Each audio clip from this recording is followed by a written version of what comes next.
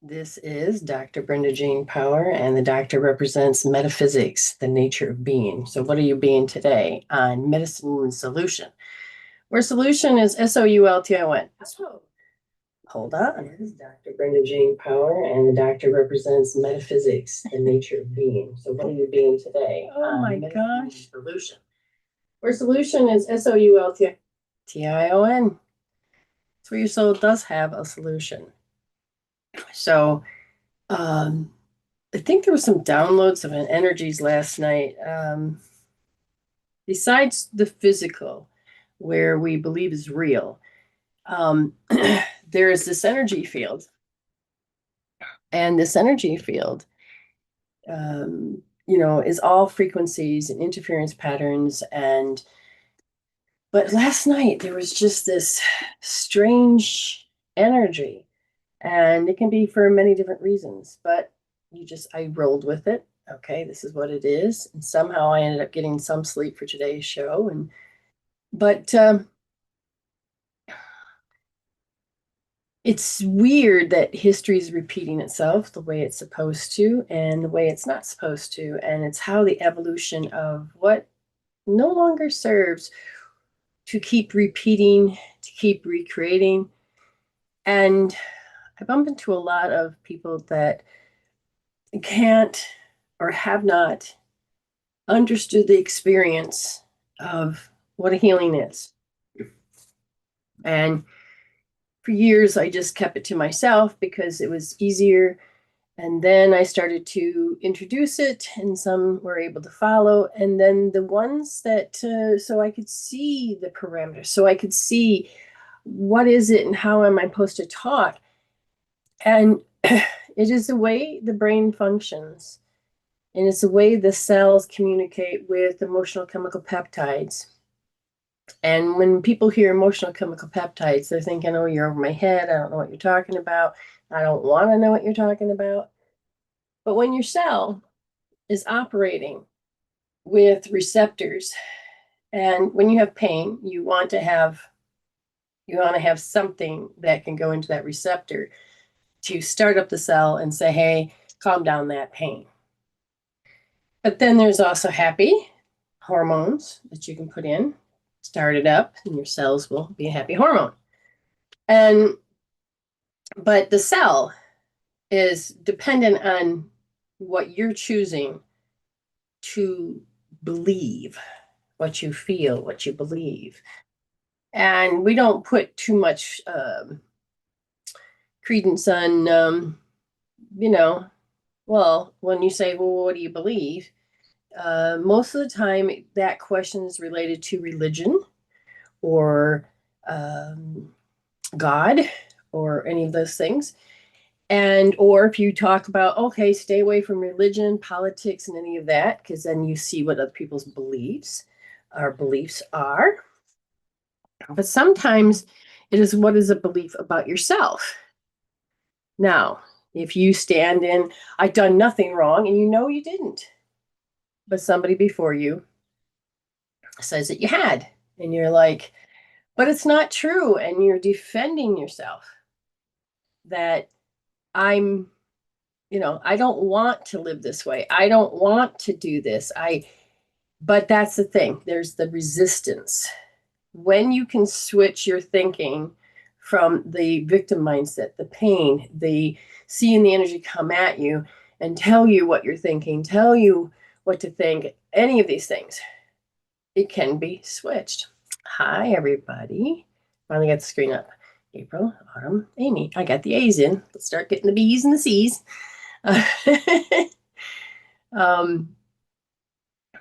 So you want to be able to begin to know how to see your life. Well, here's the problem. If you are already a program, okay, I'm not going to go into that just yet. People say, well, I'm not a program. I'm not a sheep. That's not the program I'm referring to. It is the day-to-day activity of how you do things, the strategy of how you do things. You don't have to start over from scratch. You already have fine-tuned to say, this is how I do things. and am comfortable. It's familiar. And this reason, and there's no reason I need to change my lifestyle, or there's no reason to change. But if you were to add yourself and your feelings and your thoughts, you may go, I don't like my life. And you don't know how to change it. Well, you may want to focus on the lifestyle. Life changing and can be hard, but it also is a belief that it doesn't have to be. So we get controlled by how we define things, how we put meaning to them. And again, as I'm asking the question is, like, how can anybody hear me? What kind of, how do you want to put it? It's things that are hard to talk about, not because it's a situation that's hard to talk about. It's just the words. You don't really think about what is reality, what is dual reality, what is non-existence, what is illusion. And because you like your definitions, you like the definitions that somebody else has given you. And it's like, but I don't want to think of these things. I don't want to have to. But if you want to have a healthy life, a better life, if you're praying for abundance, if you're praying for more joy, if you're praying all the time and worry is your identity, then you have to begin to wake up to say, wait a minute, is that something that I have to be? Do I always have to use worry to survive? I'd like a little bit more joy. And yes, you can have more joy. You have to give up the identity. You have to first see it and understand why you're in that identity in the first place. And when you are doing an identity that no longer serves, but you won't realize that you're doing these type of deficiency identities, these victim identities, these loss of power identities, this, oh, I'm not enough identity. You won't realize that that's your story. You won't realize that that is what you need to change. Okay, so it's beginning to become aware of what you're repeating in your thoughts. And when you're not talking to people, you're still having a conversation. What are you repeatedly saying, repetitively saying? What are you? What is the programs telling you? Because the more negative it is, the more nocebo effect, meaning you're going to create and attract more negative things so that you can support your story, support your reality, support the identity that you're like, I don't want that identity. Your identity is not an identity card that has your name on it. Your identity is what you sit there and I believe in. So I have these clients and, you know what a Palian shot or a parting shot is, right?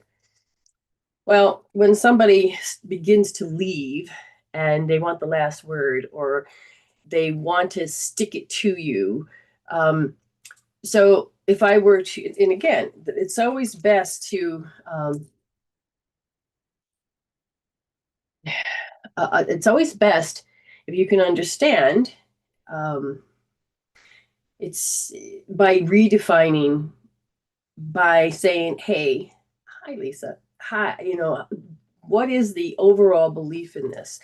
And what is the definitions? Well, a parting shot or a paling shot is a remark made when leaving. And it's a strategic move, okay, to cause a lot of pain. It could be critical, it's a final, it's sarcastic, leaving the conversation or situation designed to have a stronger effect when there's no opportunity to reply. So you gotta have that last dig, that last thing, So it's like, okay, I quit, and then you walk out the door. Or let's get it close to home. Mom, you are just, I'm done. You're a gaslighter. I'm done. You shut the door. And your mom's like sitting there. What are you talking about? And that's the purpose, is to get someone to not to lose confidence, to believe that they've done something wrong. And all of a sudden they're in their worry, their fear, their way of being. But is it true? And a lot of times, depending on the age of the child, it won't be true because they're mad because they couldn't get their way. But as you get older, you're meant to create independence. And if you and your parents are still, your parent still thinks it needs to parent you, even though you're older, and you can't make your own mistakes to know how to get up and do things, then you're going to have to be broken apart, meaning you can either be forever that child, and then when they die, you're left with, I have no life skills to understand this. And then you're left on your own. But at the same time, people need purpose. People need to feel connected, approved. But when somebody walks out that door and they're saying an untruth, to them it's truth, and to you it's untruth. Or to them it is, I need to win this fight. There's a big difference. I'm not sure exactly how I want to say this, but there's a big difference. If somebody's mad if they don't get their way, or they don't get to be right, whatever the story they put in their head, they're going to give you an answer to anything you could say, potentially do, or change, and they want to win at all costs. So they will cut you off and come up with the answer and then keep talking and all of this and the last parting word to make sure that you suffer. The question is did you take it, believe it, agree to it, and give it your willpower to the point where you're crushed and you're sitting there going, what just happened? Well, I've always had a lot of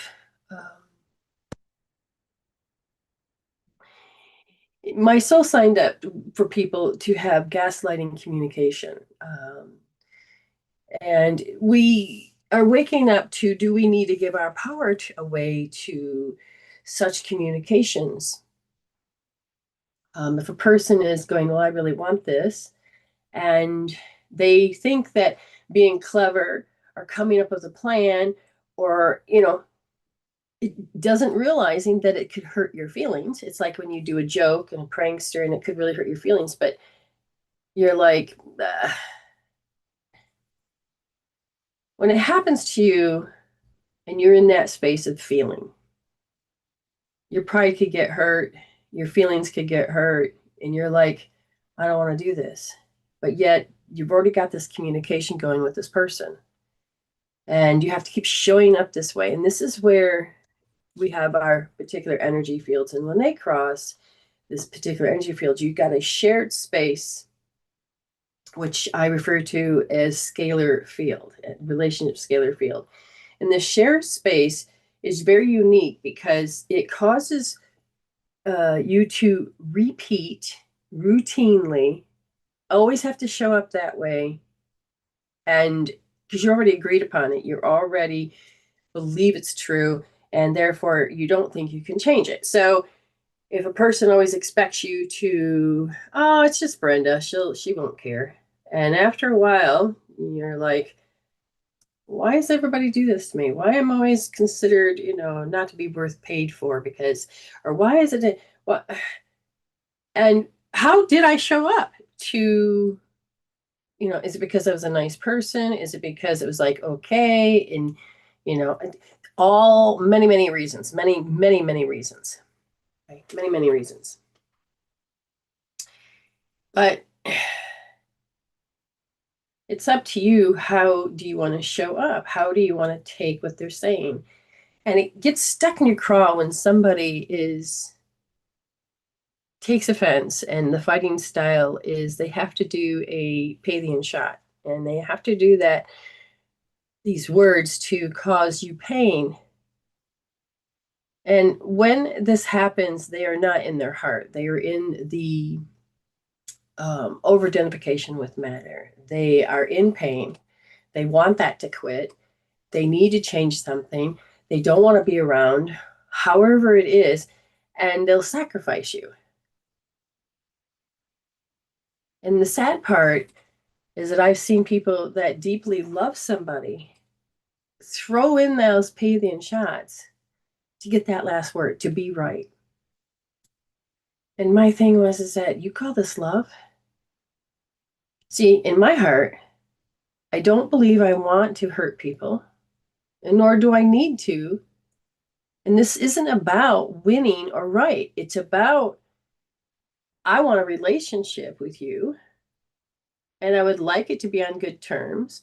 I'd like it to be that we're aiming for joy and that we can have cooperation, and it's in, that we can communicate and we're heading in the same path. But again, I have been around so many people that believe that they need to parent me. They need to be the ultimate authority. They need to be in charge. They need to, this is what we're doing today. This is how it is. And without any of my 2 cents. So in past relationships, when they'd say, hey, and they'd ask me, but they didn't really care to ask me. They were doing the right thing, but they didn't really care what I had to say. And most of the time they'll walk around as if I didn't say anything at all, or get me to feel that they're listening and then completely forget about it, even though it's still there, but then act as if, just entertaining her. And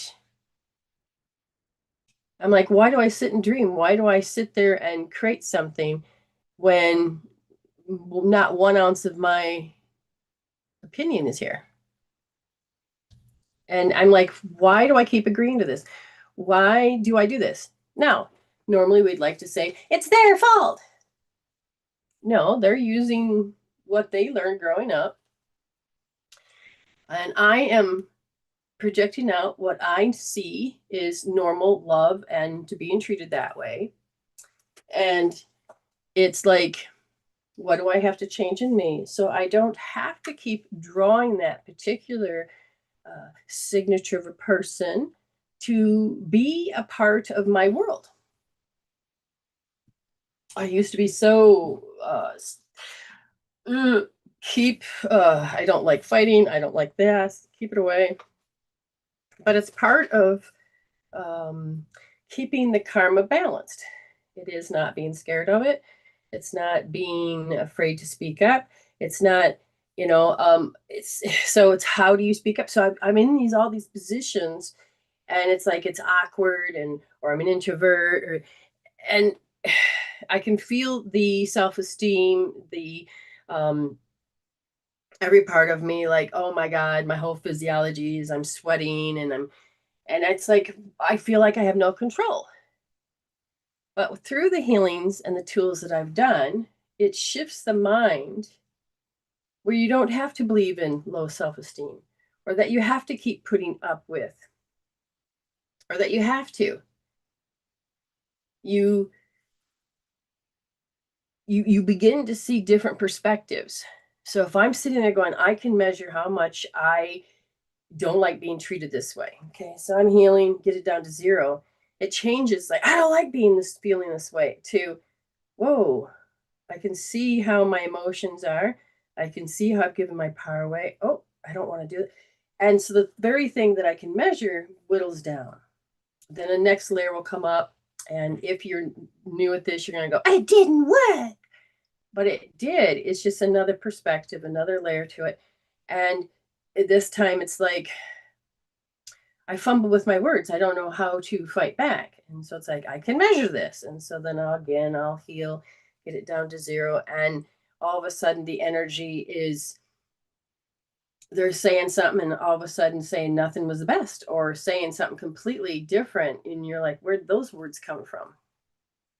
But then the layer comes up again. And at this point, it's like, what do I keep? What is this? Okay, if you're still new, you're going to say, oh my God, it didn't work. But then if you begin to notice that these are little tiny steps, each little stepping stone helps you evolve. And so you don't have to have certain belief systems that keep you stuck in this particular way of being. It's not about forgiving them. Someone says, but forgiving them all is not healthy from the outside. That's okay if you forgive them from inside. It's not about the tools that I have. If you did not do the type of healing I'm referring to, then you're sitting there thinking, I got to forgive them. And you get in this perpetual cycle, which means you're training them in the scalar field to keep treating you a certain way. There's no boundaries. And with the healing tools that I'm doing, it changes the inside of how you are being the program to wait. You're learning to be consciousness and having a certain amount of awareness and strength in what you resolve. Like, they're the enemy. I can measure that out. And I change this and I change this. What happens is the energy keeps coming back.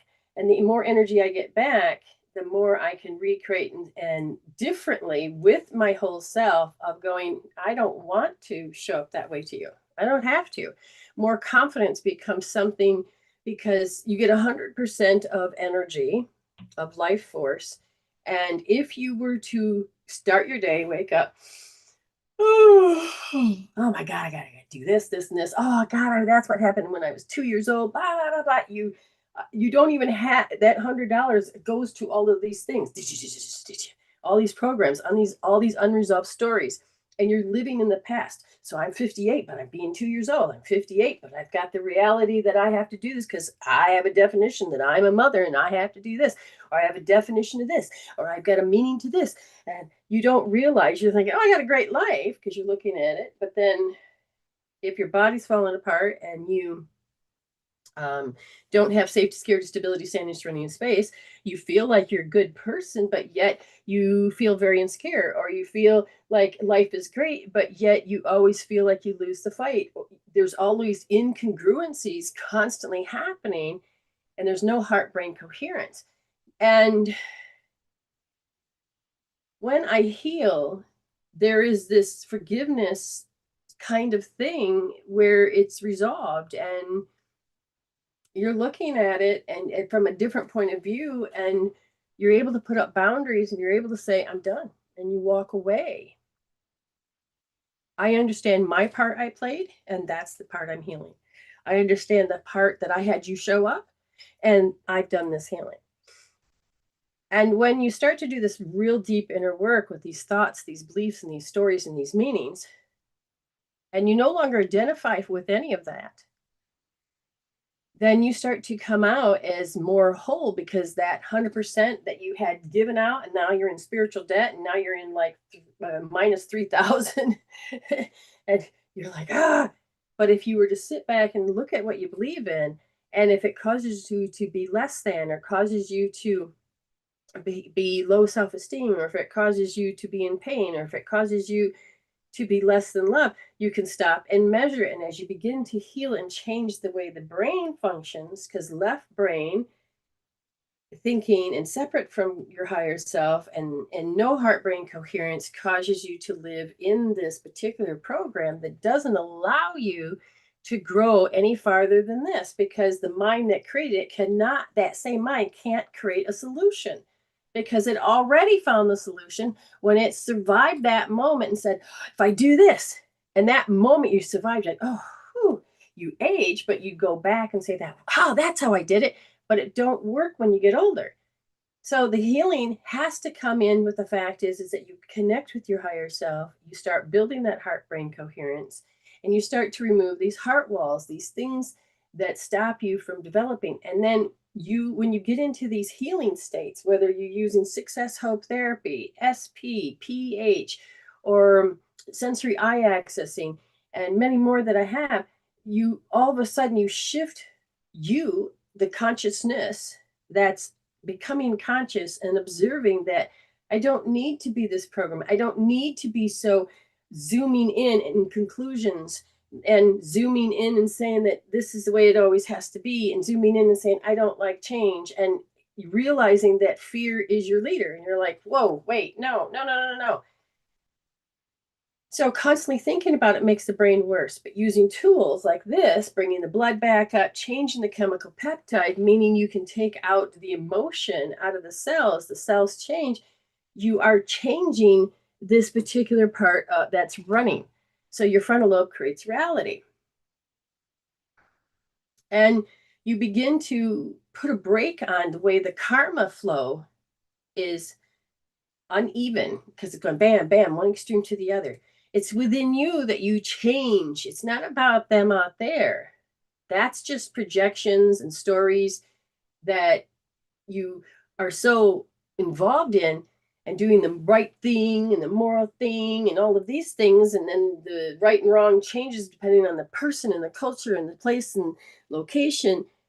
But if you start going in and you start taking charge of the chemical peptides and you're able to balance this physical brain and this, it'll help balance these energies that run through the body. When I was able to measure, and I'm working with my blood flow, my energy flows, and I'm working with this. Even with EFT, you can start with a statement, but if you work and disrupt these patterns, deliberate disruption of patterns, your mind comes up with a different answer. And you're like, whoa.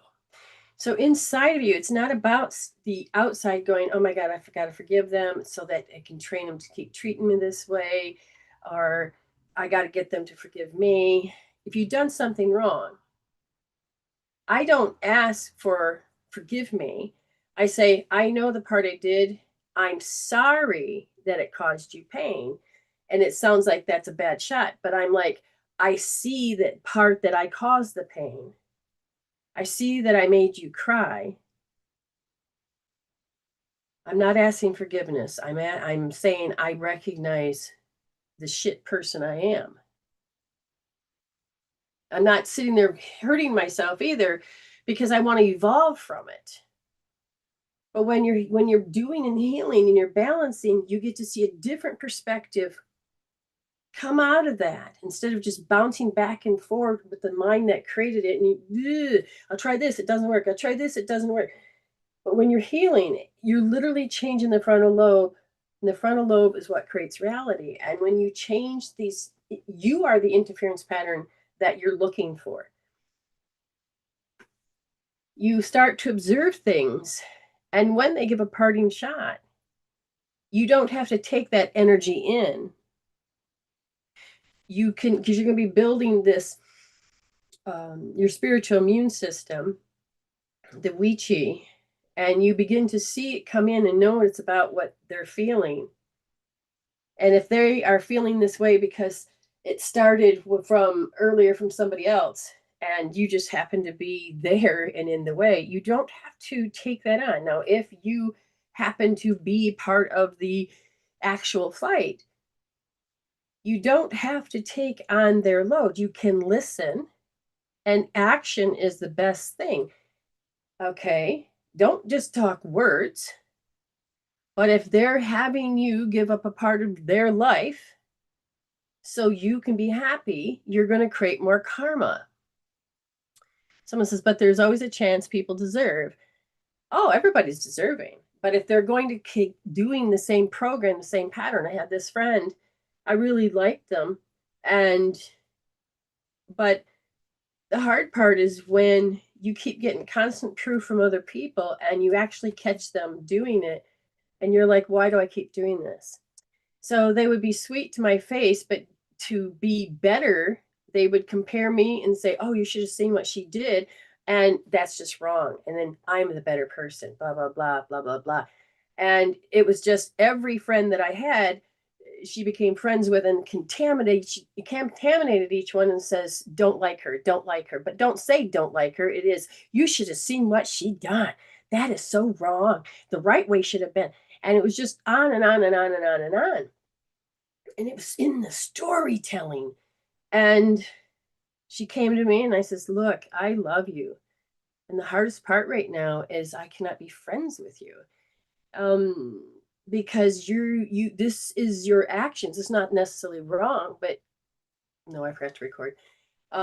It's not necessarily wrong for you, but it's not something I believe in doing. So my boundary is I I just can't be your friend. I want to be, but I just know that when you walk out of here and you act that way, that how you do anything is how you do everything. And that's how you survived. And I would rather have you line up with people that are like-minded, that are right there with you so that you can grow.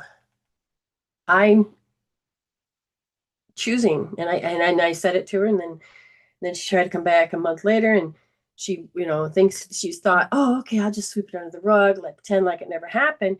And here we are again. I have more proof, and I don't want it. And I said, and she says, well, she wants to be friends. And I'm like, why? I said, do you remember our last conversation? She goes, oh, I've healed that. I said, then why is it that I'm still getting people reporting back to me of how much you hate me? I don't hate you.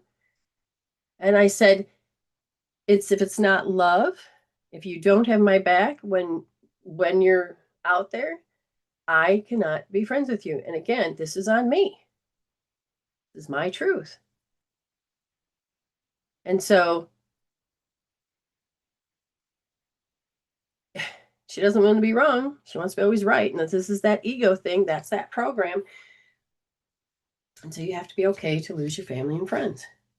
But I was done feeling I needed to say, I'm sorry. I did nothing wrong.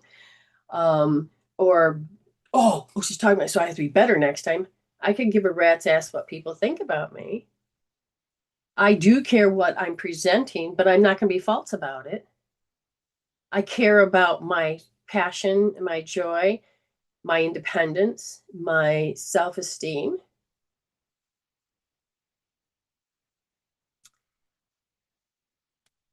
And I'm busy over here deciding how joy that I am today.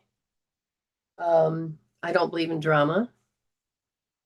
I can watch drama on TV, but not much. But it's okay. So I know that this is a very challenge for us, but did you ever understood by someone else that they got something from you, not exactly what you have intended, I think is the word. So, okay, gotta do it again. But there is always a chance people deserve. I give everybody, I hold space, I see you whole. And when you're in pain and suffering, I still see you whole. And when I start seeing that there is a certain amount of disrespect and there's a certain amount of having to be right in a relationship, or that I always have to be thrown under the bus to make someone look good. There's just certain actions that I don't want to show up that way anymore. But did you ever misunderstood? I have many times, because lack of communications is why I appreciate communication. And I'm not afraid of saying, can you give me more information? And then I know that when we text and without talking, everything can get lost in translation. Misunderstood by someone else that they got something from you, not exactly what you have inside your heart. Yes, a lot of people misunderstand me. It's not what you think that I thought. And I watch people say what they think that I thought, and I go, but that's not what I said. And I'm looking and I'm like, okay, it's not my job to shove it down your throat. I have had people go in their issues and have me show up as someone they hate. And they're starting to take it out on me. And I'll say, stop. Is this me, or is this you getting mad at someone that I have similar signatures, or however this was? And if that person is not meant to be in your space, you have to be okay to let them go. I know that I was the simple things of teachings, like talking about beliefs. Somebody was saying to me, beliefs? Well, I didn't judge a person. I says, but that's not what I said. I says, what is the structure of a belief? What does one think? How do they get there? How do they make it the truth? How do they do this? And is it driven by emotions? Because when you say, what are your beliefs? Most people like to run to religion and compare and competition. And it's like, but I choose to not need to be any of those things. And it's like,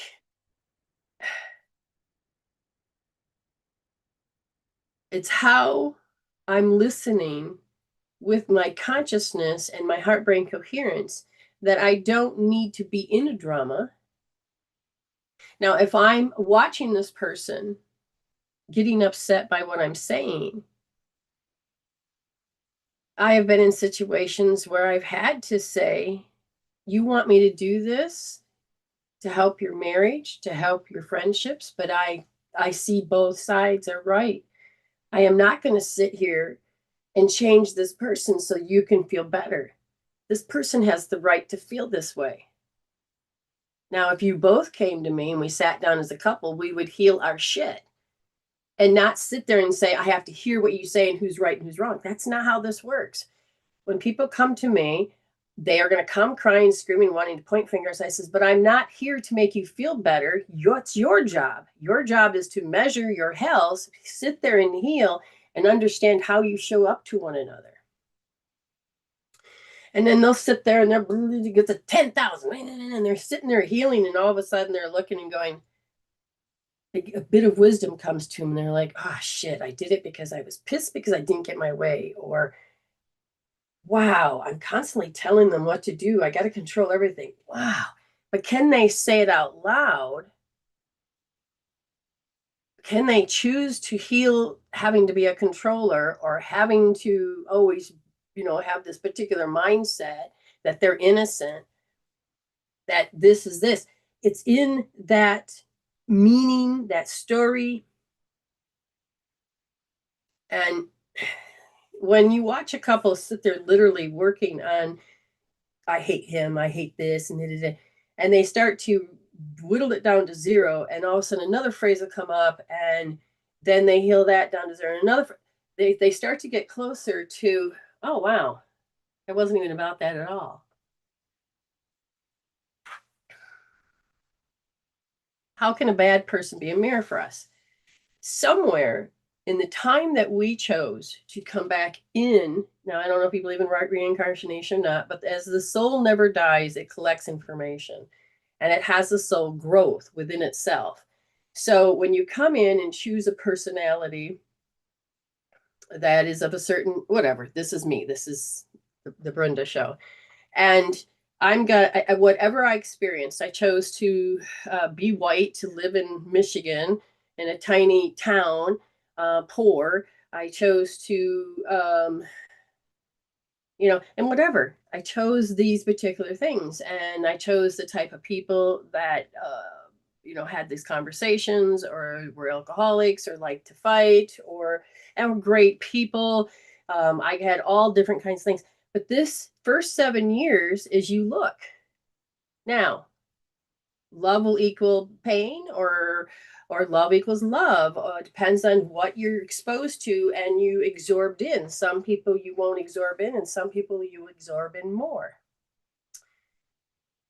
When somebody is acting badly, it may be just a behavior. When you're saying, how can a bad person, if you're saying out of the 24 hours, 7 days a week for, let's say, 50 years, they did it every single day, and doing bad, meaning they kill people, or they hurt others, or they are really, there is this protection.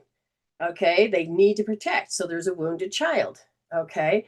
So why is it they need to act this way? Why is it they're acting out this way? It's not just watching and observing it and being it, but there is an emotions behind it. So so the reflection in this case is that, who are they to me? Where have I seen this person? I'm 58 years old. I'm going to look at the character that's right here. And I'm going to look and say, they're treating me like shit. How do I know this? Because they can't show up to you any other way than you know it. Meaning you have a meaning, you have had experience, you've been around it, whether it's from a TV show to real life humans that are interacting with you. But either way, you have observed, you have felt, you absorbed energy, you've mirrored, you've morphed, you monkey see, monkey do, because we have mirror neurons in the way our brain is. And you have epigenetics of different cultures, different beliefs, different things that get passed down, and different perspective. If one person uses the left brain more than the right, if you're more of an intuitive than you are of this, so you have different personality traits, all of these things. So how do you define a bad person? My ex is not a bad person. This person with two great people that just didn't fit. In our linked together moments, we had some great moments.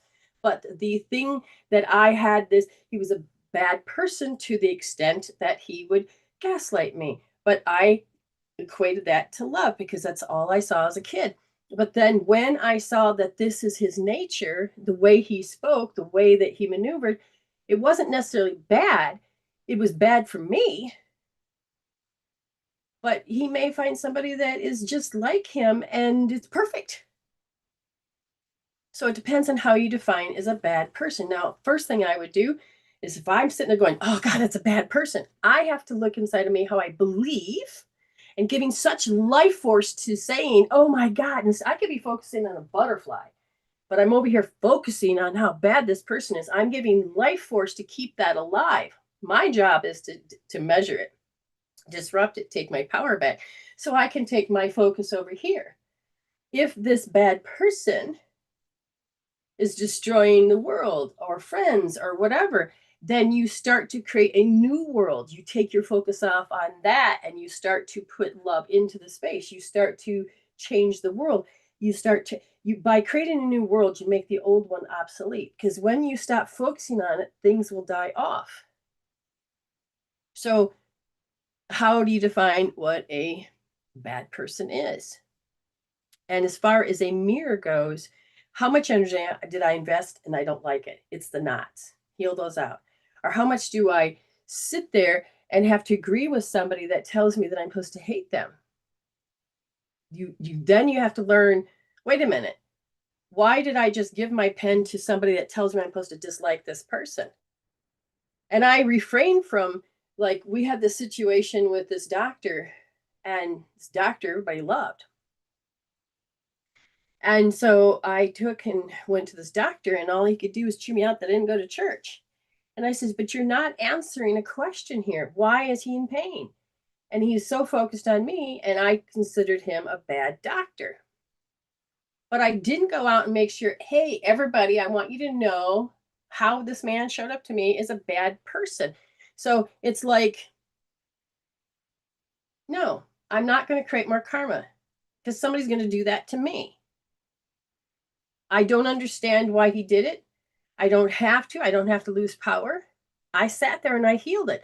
I needed this person to judge me because I didn't go to church. I had judged myself. So it depends, because personally, it depends on the story. So if somebody came to me, this is just an example, and you have considered them a bad person.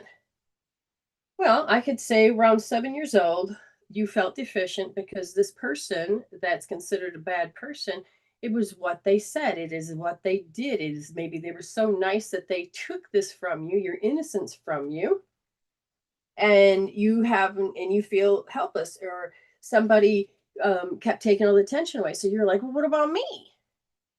Okay, it depends on how it is all being. You have to look at where you're having energy loss. So when I'm looking at somebody, and the old sage saying is, what I like about you is what I like about me. What I don't like about you is what I don't like about me. And then it's like, what do you mean? I don't steal. I don't do this. I don't do that. That's not necessarily the act of, but it's their behavior about, or how they maneuver to get certain things. So when I help people, I look and say, how do they fight? How do they win? How do they function? I would rather be kind than right. And it's not about that I have to win or lose. I'm not playing the competition game or the comparison game. It's pulling myself out of alpha or beta and just saying, I'm sigma. I would rather be an illuminator. I'm going to illuminate and help you. And if you met me, and you know, and then I'm going to, hopefully when you leave, you feel good. But I don't need to take anything. So then somebody says, but the real lesson is how we tolerate them. I heal if I start building an intolerance, I will have this story in my head where I can't tolerate. I'm losing personal life force. I've given my pen away to that story. I've given my pen away, my power, my volition to that particular thing that happened. It's me that agreed upon, believed, and gave my power. So I don't build intolerance tubes. I heal those out. Things that piss me off, I heal them out. I get my power back. And what happens is that people start to zig and zag.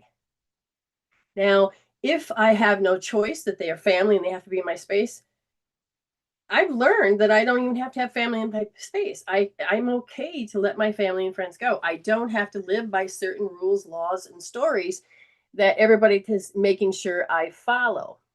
Okay? The wisdom is usually hidden inside the emotions that lock you into that story that's unresolved and continued. But when you can resolve the chemical peptides, when you can resolve the part that you played to keep that structure of that story going, and you change it, it makes the old one obsolete. The wisdom starts to return.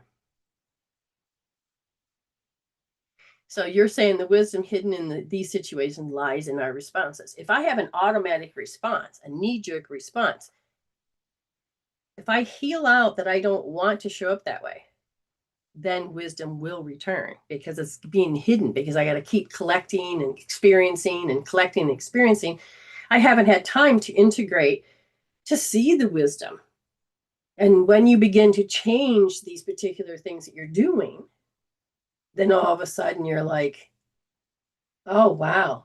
And they're different than conclusions. They're more epiphanies, aha moments, not the ego's aha moments, not the ego's intuition, but you're like, yeah, I don't have to do that anymore. You don't have to have any power loss. How we react shapes the next version of ourselves. Exactly. So how I'm choosing to show up is not to be my pain and my suffering, because I'm hardwired for joy. And any pain and suffering comes in, it's a wedge that keeps me from my joy. And it doesn't allow these energies to flow through. And so and I don't need to suppress, I don't need to control, I need to resolve out these chemical peptides that make me act and be a certain way. And when I do, I can get my power back.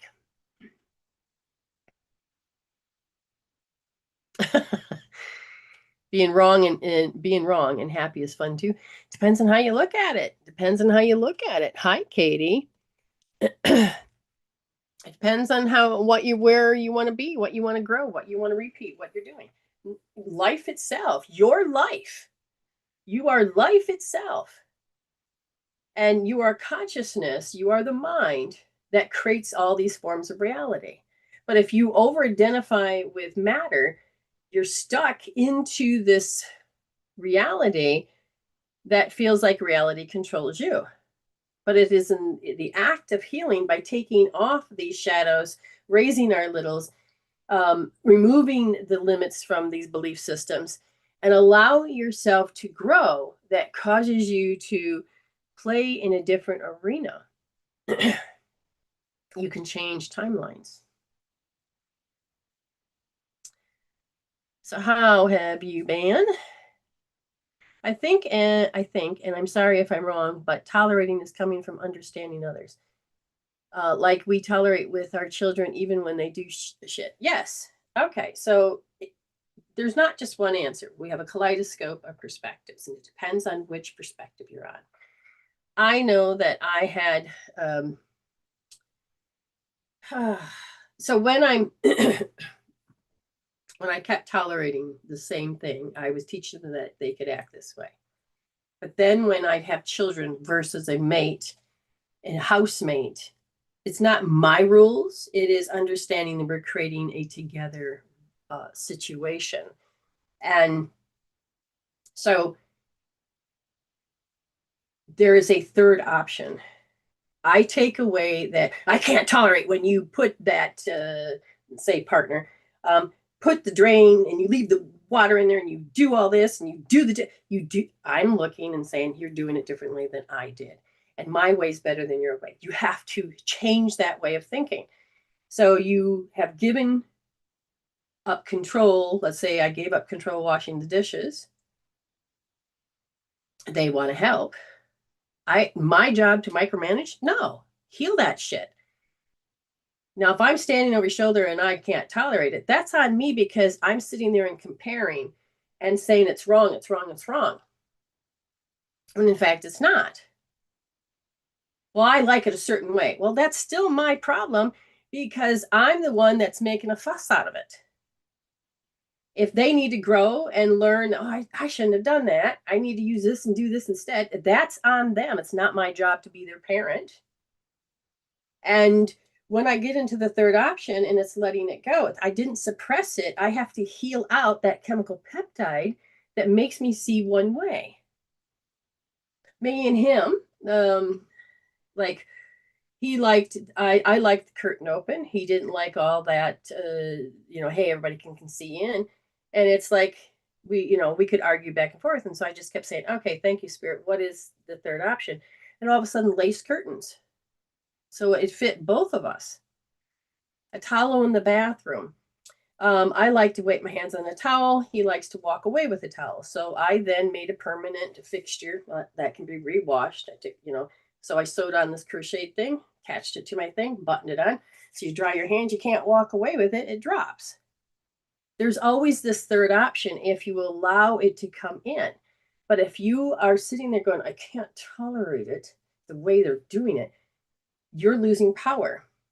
And you're saying that's the only way to do things. Like watching my children do things, well, that's the way you do it. And then my daughter has always taught me, give me a second and I'll show you another way to do it. And I think that is so amazing. So I don't sit there and have a limitation to how they're doing it. They're teaching me as well as I teach them, and we are learning to grow from this moment.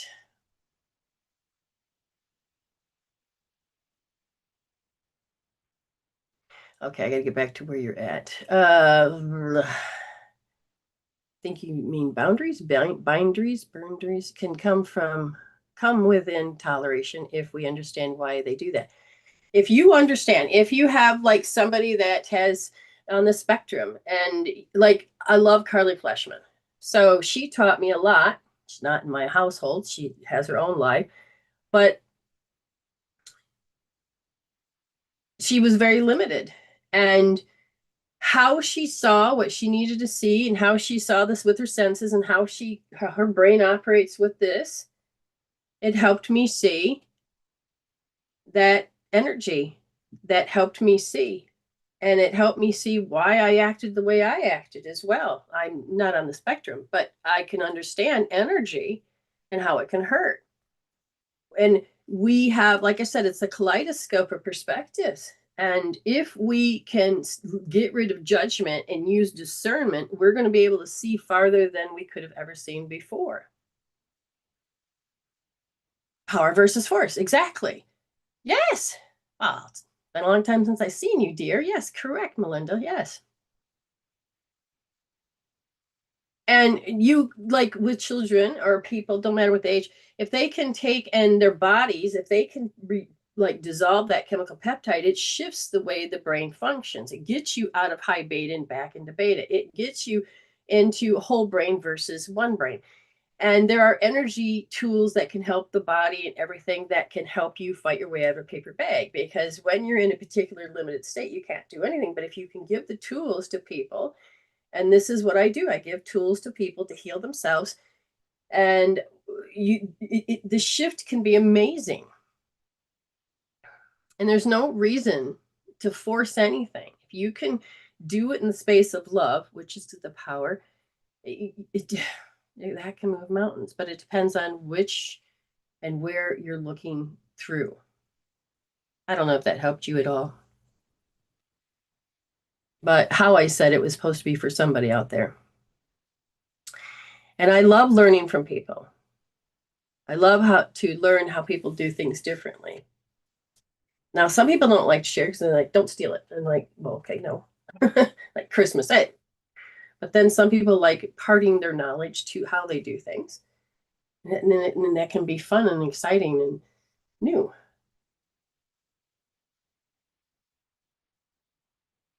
But it is, how do we come up? It's either discernment or judgment.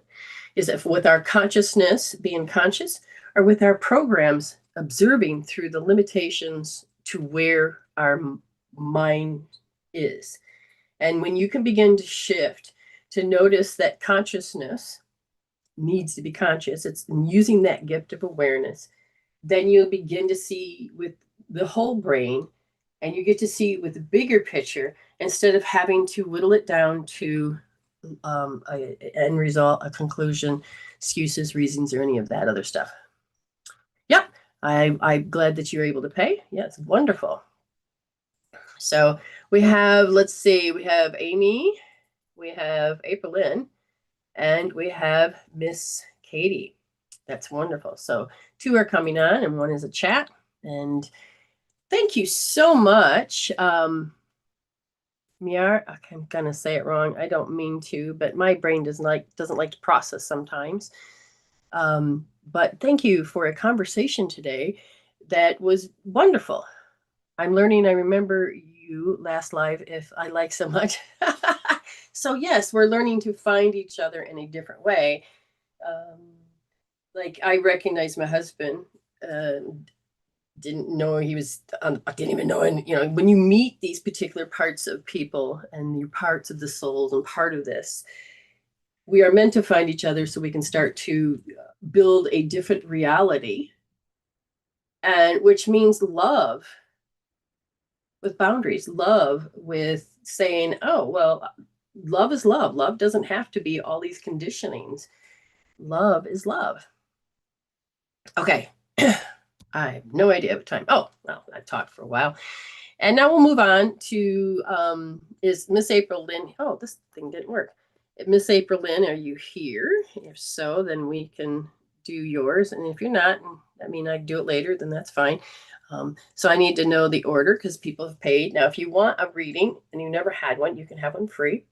If you want, you can pay $5, $15, or $25. You can come on, or you know, audio or video or both. What is it you want to address? What is it you want to see? What is the body's meridians, energy, loved ones? What do they want to see or say? Or, you know, I gotta wait for that to start.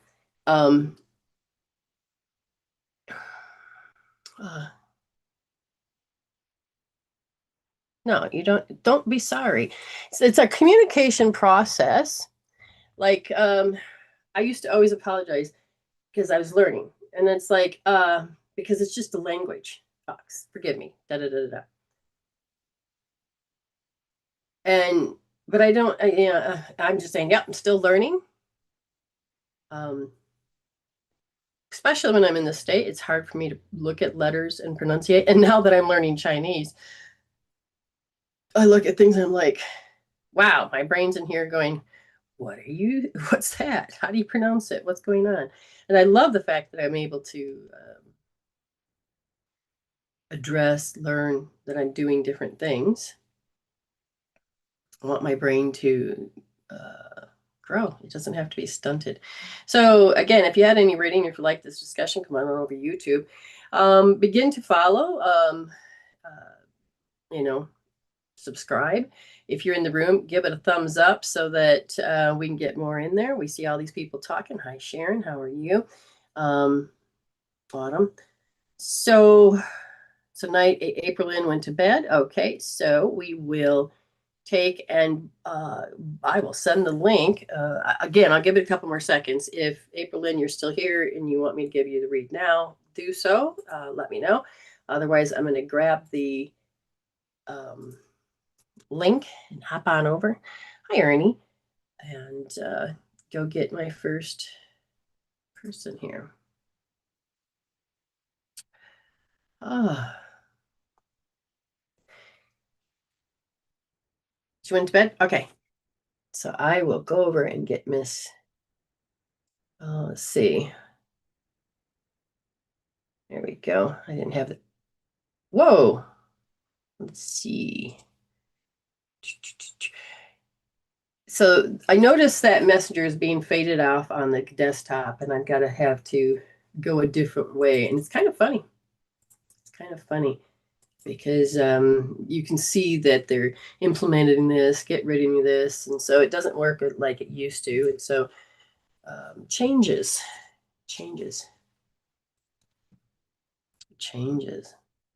All right, so I sent off the link. We should see her in a moment or two.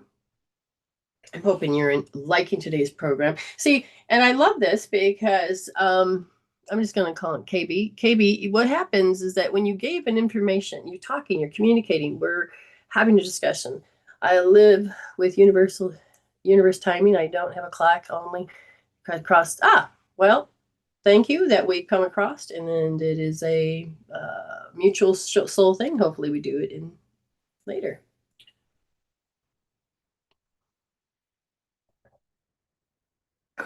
And that answer is because somebody said this, I do the show once a week.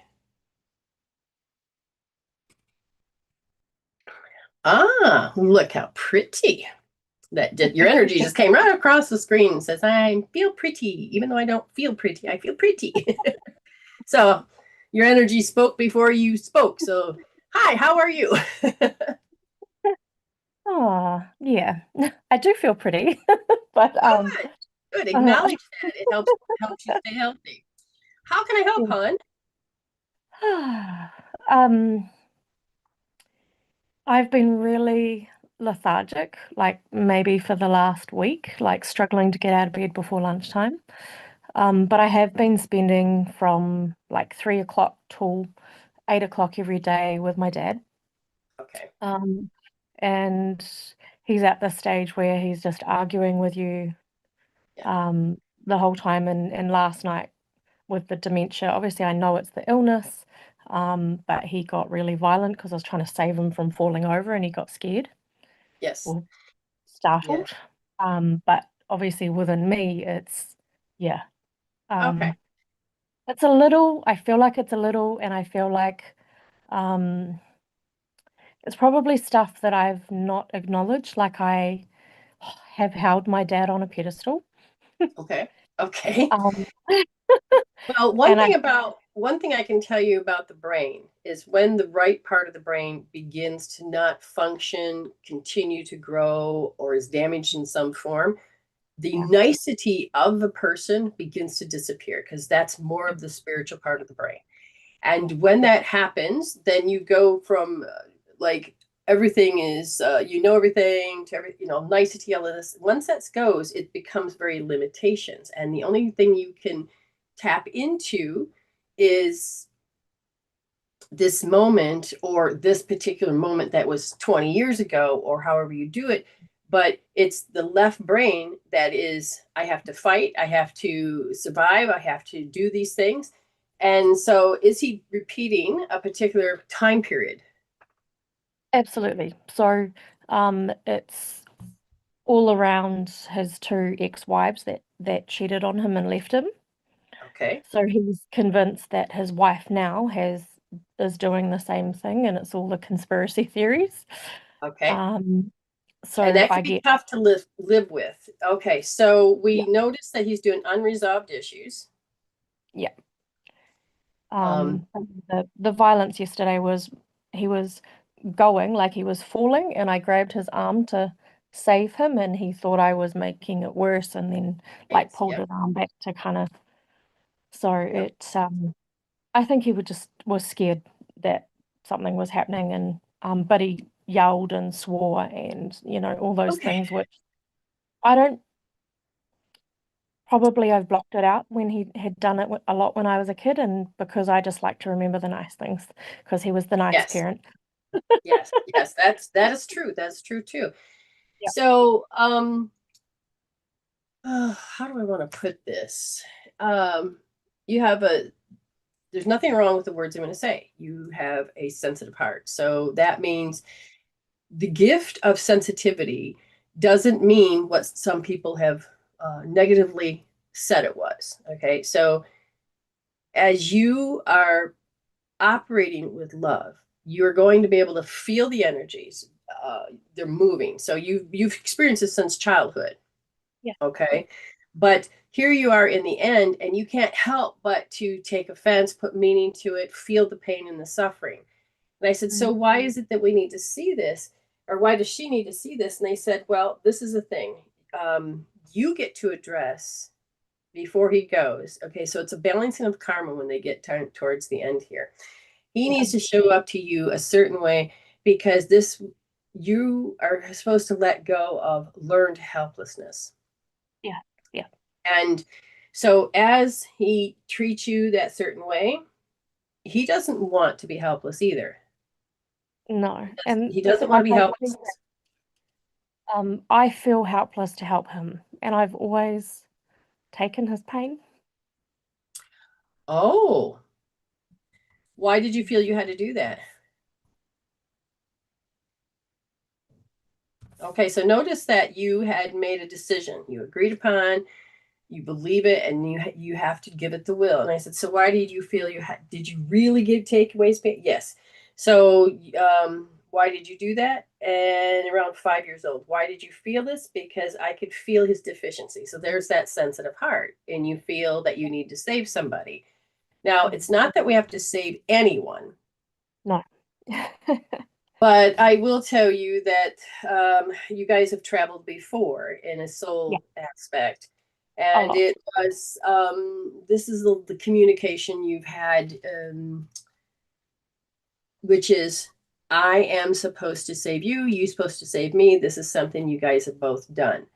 Now, you came into this era where needs to be stopped because it's not something as far as the evolution that you're going through is that I have to learn that I don't have to look at him and think I have to save him anymore. So I'm looking at your 5-year-old feeling very deficient. If you don't save him, you're not going to feel whole because you don't feel safe. And that means no matter how he was treating you, he could protect you from somebody else that was more threatening. Yeah. Yeah. Okay. And I said, tell me more. And they said, I saw the deficiency in him. I can see that in me. And it hurts. And I'm looking at how you're looking at this. I said, why did you choose 5? Because it had to do with the aggression of parents. So the aggressiveness, back and forth, back and forth, back and forth. Yeah. That's what he did. And they said, if you take one word, it's going to be lofty. So your relationship to what is lofty. So you've had to go through the kaleidoscope of lofty's good, it's bad, it's this, it's that, blah, blah, blah, blah. But we're looking at a particular habit. But in your brain, you're saying, I want to heal something that is marked. So my brain is marked. It's so conditioned. It's so Pavlov's dog. It's so we're looking at that stake that this, and I have to respond this way. Now the tables have changed just a little. Yeah. That you can't help but to want to respond the old way. And you have a growth that's coming. So what they're saying is that first of all, your physiology feels deficient. So the body is going to speak first. It's going to act first. It's going to go through all the physiology that's needed. When he shows up as deficient, or if he shows up as lofty, and you have to show up a certain way. Now, again, I'm looking at the brain. So we're just going to go ahead and start. Do you have something to use to tap with? Yep. Okay.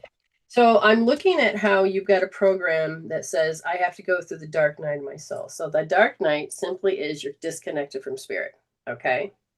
We're choosing 5 years old. Your 5-year-old is telling me that I got so over-identified with matter, what was going on in this world, that I got disconnected. I have a wedge. I have been seeking in my adult life. They're showing me your age now. And they're saying that I want to expand who I am in the spirituality. But you can't, because you can't see the thing that needs to be taken care of. So as I look at this dark night of the soul, the thing that the physical body is saying, oh, I have to do this every time. Oh, this is where we're at.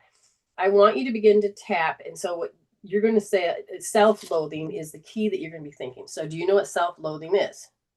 Okay. Yeah. Do you do it? Yeah. So does it's he. the key of your identity. And it is Yeah. also the salivation to the steak. Okay. So if this shows up, I'm supposed to self-loathe. This shows Yeah. up. So in this case, if he showed up yesterday as being violent, you're supposed to self-loathe. You're supposed to get into it. It's not a healthy space, but it is the space you had to go to survive, which would be the dark night of the soul, because it was disconnected. Where do you go? So have you had depression before? I think I've never really recognized it as that, but yes. Okay, so that's usually they're connected to the dark night. Yeah, mainly when I had my brain injury. But I feel like maybe the last 4 years on and off, because of what happened 4 or 5 years ago. So Right. And notice that, well, one thing that depression is, you have to play the role that you, not that one gave you, but one that you agreed upon, and that you can't move beyond, and you can't have any growth within. And so everybody around you sees you, will see you as a threat, or you'll see them as a threat. But either way, they can gaslight the hell out of you to yep. put you No, back into that position. I've had a lot of people in my life over the last 5 years that have felt threatened by me. That's Okay. common. And even if we take out and understand it's not threatened that she's that good, it could be. But what it is that they felt that they couldn't get the way, they couldn't control something, they wanted something, they have a need to be met, and she didn't give it to them. So they're going to feel insecure, and usually it'll be insecure, no self-esteem, and they will go in and then try to undermine her, tell her things, make it her fault, make her feel a certain way, so she'll behave a certain way, so that person will feel better. Yeah. Okay, so then they will, like, and all of a sudden you're like, oh yeah, maybe they're right. Maybe I am a bad person. Okay. So now we understand this, that what we're going to do is we're going to notice that's your dark night of the soul. You have to be disconnected, put into the space. I want you to start to tap at T1, T5, and T9. So T1 is at the top. T5 is right here. And T9 is right here. And just kind of, so she can't do it because she's holding her phone. So I'm just going to ask the spirit to hold her forehead. And so that, why? Because we want to make sure the blood comes up to the forehead while this is happening, so it can help change this particular pattern. She's creating an interference pattern in the physiology. And okay. And they're saying that your identity of feeling deficient, your identity of being put in that position, that's your identity. You and your father, because you've traveled so much, have decided that we want to not do it in the next, like, 5D energy. So he's doing this part to help you see the true identity that you claim to be. Your true identity is that your consciousness and your love and everything's good, but you can't get there yet. So this deficiency. Okay. Okay, now you did it. Now we're going to do some SP with you, okay? Because this conditioning, so can you put the phone down at all? Yeah. Yep. Okay, so put the phone down, because I'm going to need to have to do this next part. You as a child have to show up a certain way to your parents. And this conditioning is, your limbic system is saying, this is how I've memorized myself. So what we're going to have you do is we're going to have you, you recognize yourself to be deficient. You recognize yourself when you start to feel timid or awkward, okay? Now, as a child, you felt very shy, very timid, and you can feel the field intimidating you. Does that make sense? Yes. Okay. So in the chin area here is the central. Now you have a main pole that goes through the body, and that gets disrupted. So if I'm checking, this is kind of frozen. It's called the Tanji pole, okay? And that's in tribal basics. This is what we do. So what you got to hit here is you need to go like this, because we need to demagnetize the way that this energy field that goes from the crotch up to here. It's not magnetically protecting you. And so it's open, so you end up taking in and being more vulnerable, okay? Now, once you've done that 24 times, then deeply push in that crack there. And you can begin to understand that shy. Now, I want you to really think about this shyness, okay? So get in there and deeply rub. This shyness, this timid, this, you know it a certain way. So when you were in his space, can you see how you became timid? That lack of courage, that lack of confidence, easily frightened. Yeah. So there's that split moment. Okay, there's that split moment. Now Yeah. I want you to notice, did the environment, was movement there when you close your eyes and you are, so put your hand up here now. And what I want you to do is I want you to think, everything's fine, I'm going to grab him, and then all of a sudden there's this violence. Which eye or which direction are you looking at or through?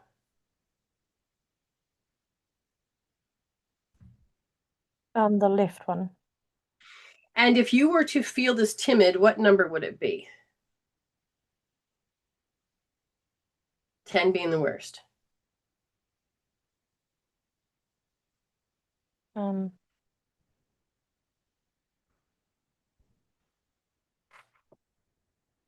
it's like a 9. 9? Okay. Now remove, transcend, and let go. And I want you to, before we go and switch, I want you to tell me that timid, was there movement or was it still?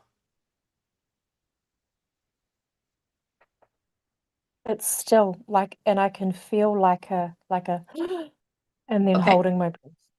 Very good, very good. Then that's where you are going to measure, right there. That's still, and that, okay. What number is that? Oh, like 20. Okay. Now, as you're feeling this, notice, is it the left eye or is it you're looking in a different direction? Is it in the mind's eye? Where is this? It's funny, like when I've got both my eyes closed right now, obviously, and it's like I can see, in my mind's eye, I can see everything on the left of the picture, but nothing on the right. Like yeah. So as we remove, transcend, let go, I want you to take slowly and see if you can breathe without holding your breath while you're feeling all this. Is this safe that you can breathe? Okay, you don't have to hold your breath, but you're breathing. Does it feel good, bad, or indifferent? It's shallow, like I can breathe the bottom part of my breath, but not the top part of my breath. All right.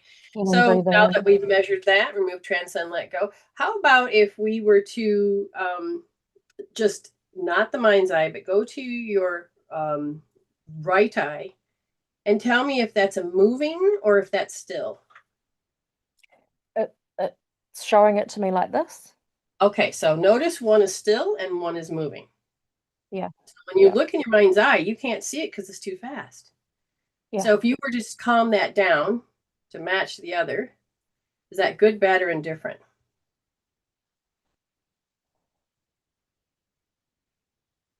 It feels weird. I don't know how to explain it. So it's okay. So give it a little movement then. Slow it down until it feels like it's okay. Okay. Now remove, transcend, let go. Go to the left eye. And where we had stillness, move it to match the other. So it's just moving just a little bit. So they're both in sync. Is that good, bad, or indifferent? It's hard to do, but it feels okay. It just feels clunky. It's clunky. Yeah. Okay. Very good. Very good. As you start to remove, transcend, and let go, now go back to the right eye. We were talking about that timid. And if you could measure that timid, what would it be? It's about a 6. All right, move, transcend, let go. Go back to the left eye and I don't even know what eye I'm on now. Left eye, what number is it? Because we had a 20, I think. That's about a 4. Okay. As we remove, transcend, and let go, as you go back to the left eye, and yes, we are going back to that left eye, just enough of realizing it just took and changed it. Is it moving or sitting still now? Kind of like going round like this. Is it okay? Good, bad, or indifferent? It's a little bit like seasickness. That's what I thought. Now, put your finger on it, make it stop. Can you make it stop? Or does this feel like there's a force that's trying to say, no, I got to rotate? My ear has just started ringing like Thank you. really. Now just cover up the left eye. And so you're going to do this. You can have your hands free, left eye, right eye. Okay, so left eye, right ear. Okay, so we can't see her do it, but she's going to cover up. She's going to let us know how she's doing it. So It's you got, the left ear that's ringing though. okay, but we're going to cover up. So left ear. But all right, we'll start there if you want. But we're going to go It's to the okay. left ear. We're going to go to the left ear, but you're going to have to cover up the opposite eye. So it'll be the left Okay. ear, the right eye. Yeah. Timid. It's this still picture, or is the picture moving? Moving. Good, bad, or indifferent? It just feels really like disorganized and all over the place.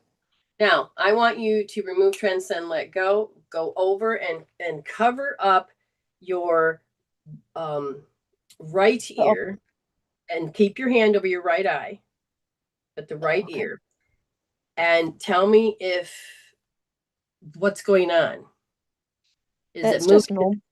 It's normal? That's just, yeah, like I feel like So I you can know you just, can return to normal. So, okay, now you've got a picture that you can do this. So we now remove, transcend, let go. Now I want you to keep it on your right ear, but cover up your left eye. oh, hang on 2 seconds. I'll just quickly plug in my phone. Okay. For it's nice.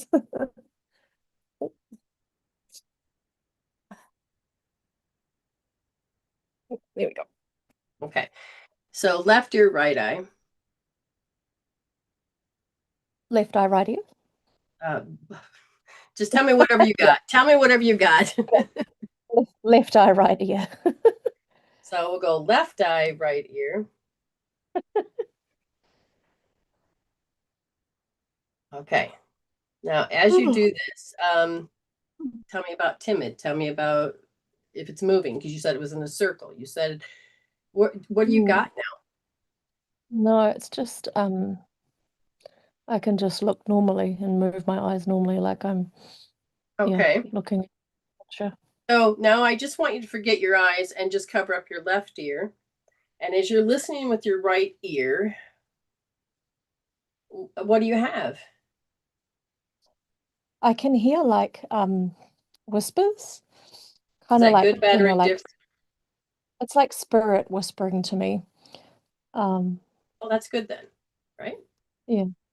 All right, so remove, transcend, let go. Swap ears.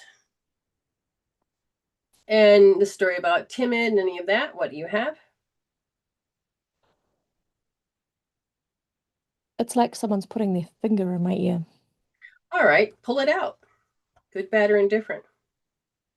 Oh. Oh. Breathe in.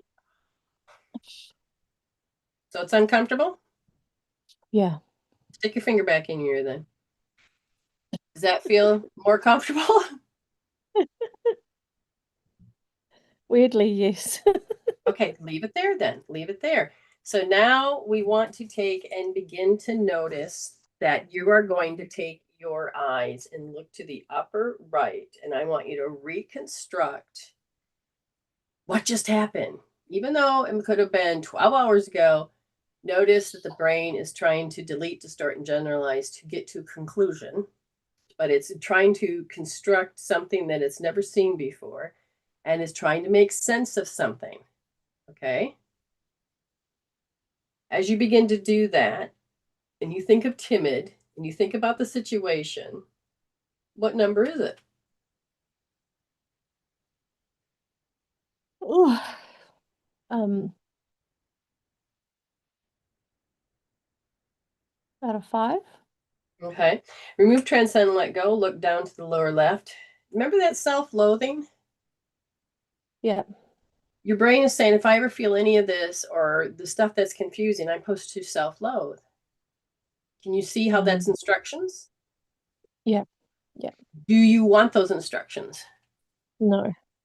All right. So this self-loathing, this timid and this self-loathing, they kind of go hand in hand. What number, when you look at it, is left that you saying it's still there?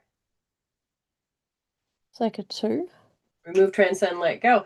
Look down to the lower right, and I want you to feel, because remember that sensitive heart you have? And it's a good thing. Sensitivity is good because it helps Yeah. her understand the world. But notice that the heart does has put meaning to it. But if we were to connect that with our consciousness and move out of judgment, move out of the, oh, this is matter, this is what's real. I want you to pull back and say, okay, I don't need to make it about me. Yeah. And when you look at this, what are the feelings when you think of timid and self-loathing? It's like wanting to hurt myself so anything external doesn't hurt more. Exactly. Now the question It's controlling it. is that what you want to continue to do? No, not All at right. all. So then you're going to take your power back. Now, as you begin to take your power back, you're going to remove, transcend, let go. Now look to the upper left and begin to notice that when you're looking at self-loathing and timid, that you were told or you have the experience that even if you're trying to say that you're protecting yourself, that energy was coming at you, and the way that things were spoke, you were only going, what happened? What does this mean? And I think you got stuck on what was said as gaslighting and all of this as your truth, that you're supposed to feel bad. You're supposed to take the blame. You're supposed to hurt yourself. Can you see how now it is a set of instructions not to survive, but this is the energy to which it was thrown, that you believe this is what you're supposed to do to yourself. Yeah. All right, so remove, transcend, let go. Look back down to the lower right. What do you feel you have? That 1. Okay, remove, transcend, let go. Look up to the upper right. What do you have? Nothing. And I want you to go to look at your right ear. Do you need to take what they're saying because they're in low self-esteem and the words they're saying sound like maybe that's the truth, that you have to believe this to the point where you have to hurt yourself? It's interesting because it sounds like muffled, so it's like I can't hear it. I can hear it still, but it's like distorted. Okay. Notice if you were to, you have a volume button, and if you were Yeah. to fix the distortion and you can hear it clearly, and give yourself a nice breath in and out, what is the phrase or what's the tone or the gesture that's coming through?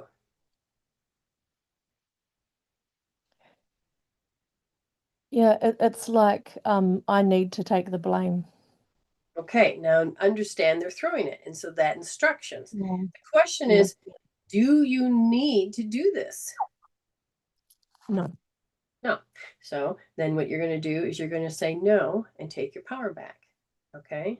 So literally begin to take your power back. And as you start to remove, transcend, let go, and you stop looking in that direction, I want you to look and begin to understand that the wisdom is, did you have to really believe that you had to treat yourself a certain way so that they could be happy? You don't have to. So when they're being violent or in that space where they're upset and they need to make you feel a certain way so they can feel a certain way, do you need to be manipulated? No.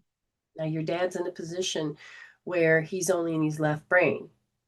Why is it important for you to take it personal? Yeah, it's really not. It's not.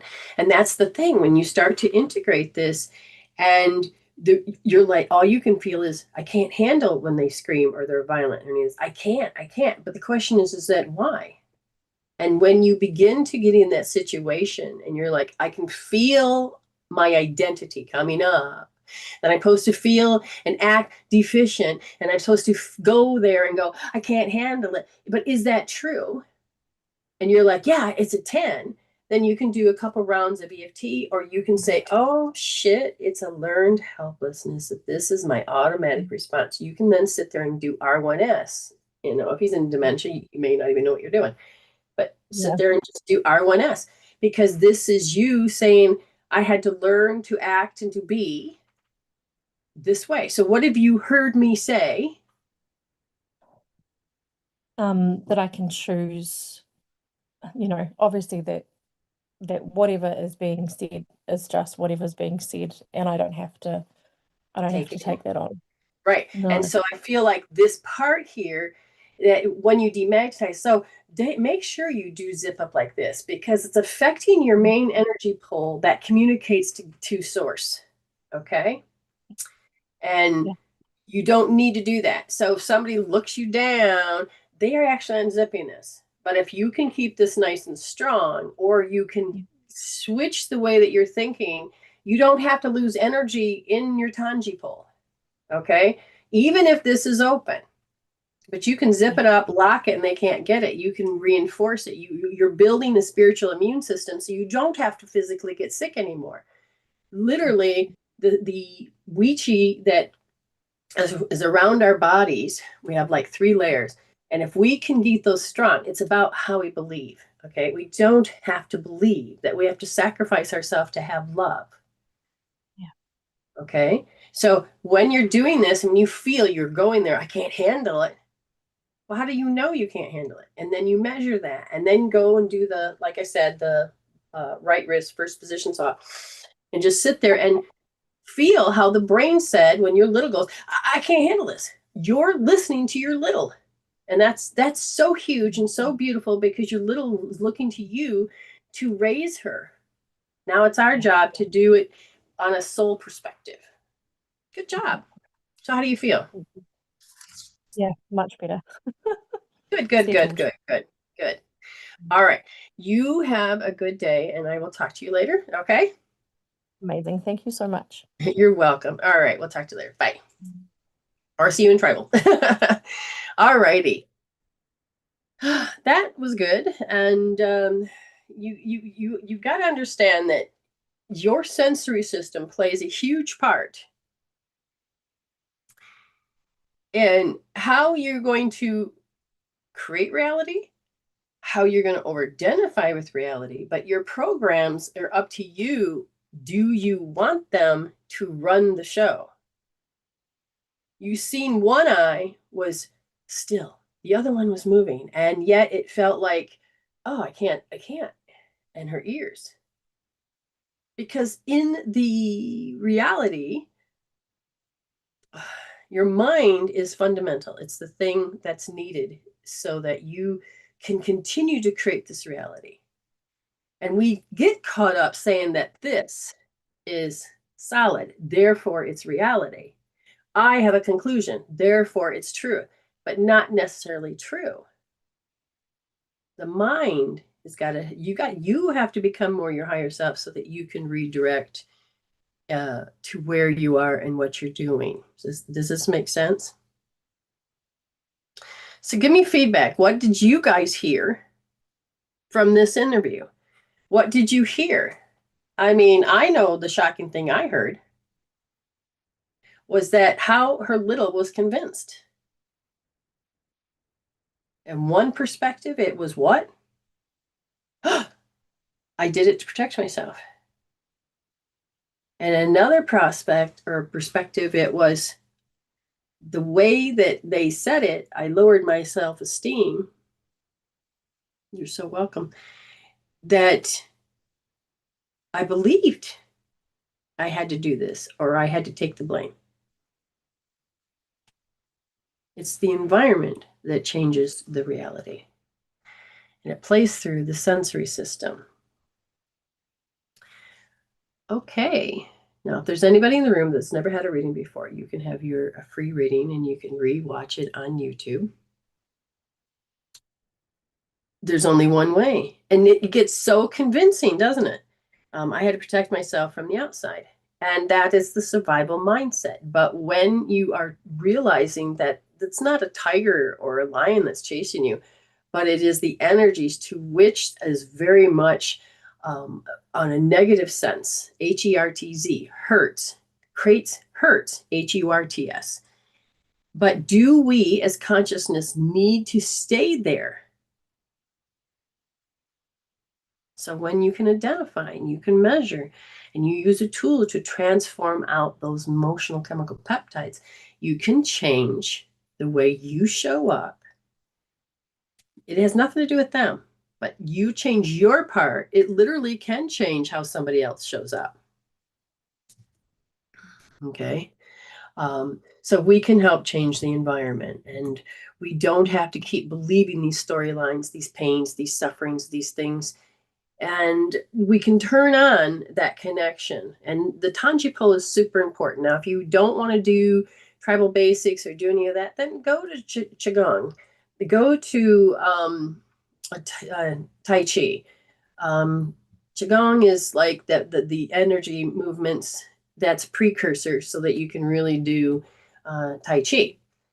But it is this energy that's within you. So when I'm measuring people, helping people, I'm looking at their electromagnetic fields, I'm looking at their connections.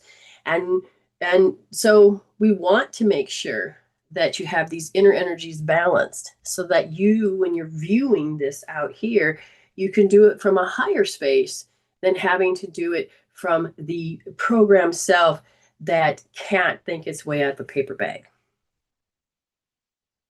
Okay.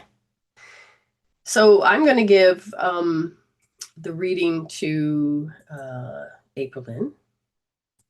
Again, if you're new here. The ultimate value of life depends upon awareness and the power of contemplation rather than upon mere survival. Aristotle. Yes. KB, yes. Thank you. I love listening to the different philosophers because you get to see different perspectives, and we are coming up with understanding. Did you notice that a lot of times, whether it's science, even religion, that consciousness is not a part of the explanations of things? And when you don't have that true aspect of yourself shining through, then it's can come up with a whole host of different meanings. But when you begin to operate in this field as consciousness being conscious, using that gift of awareness, it's a whole another set of rules and things. And people want you to connect with them on what they know. And once you get exposed to this, you're like, but I am not going back to sleep. Yes, I see that more and more. There's nothing wrong with what people are doing. These are all the different flavors that we can do. But after a while, you get the wisdom from different things, and you just start to, I don't know. I'm more happy. I'm more joyful. If somebody wants to do drama, I'll just do a resolution. I don't need to sit in for hours. Now, there used to be a time and day when I did all those things because that's all I knew how to do. But when you sit there and you move the blood and you move not just the knowledge. Now, she didn't just take what I said in and say, oh, that's the truth. She could recognize and see, and she could be there with her littles of how her littles thought. And all of a sudden it was like, what? And if you see how energy, the interference patterns begin to shape things, you realize that you're a frequency. Everything's a frequency. And do you have to become that shape? Or can you emit a certain frequency and be in your own space? And I say, yes, because I'm doing it. All right. Now, it's whatever spirit wants for Miss April Lynn. Again, if you're looking for reading, it's 5:10 or 5:15 or 25. If you, like I said, if you're new here, you can get a free reading. But at the same time, here we go. Let's fix this.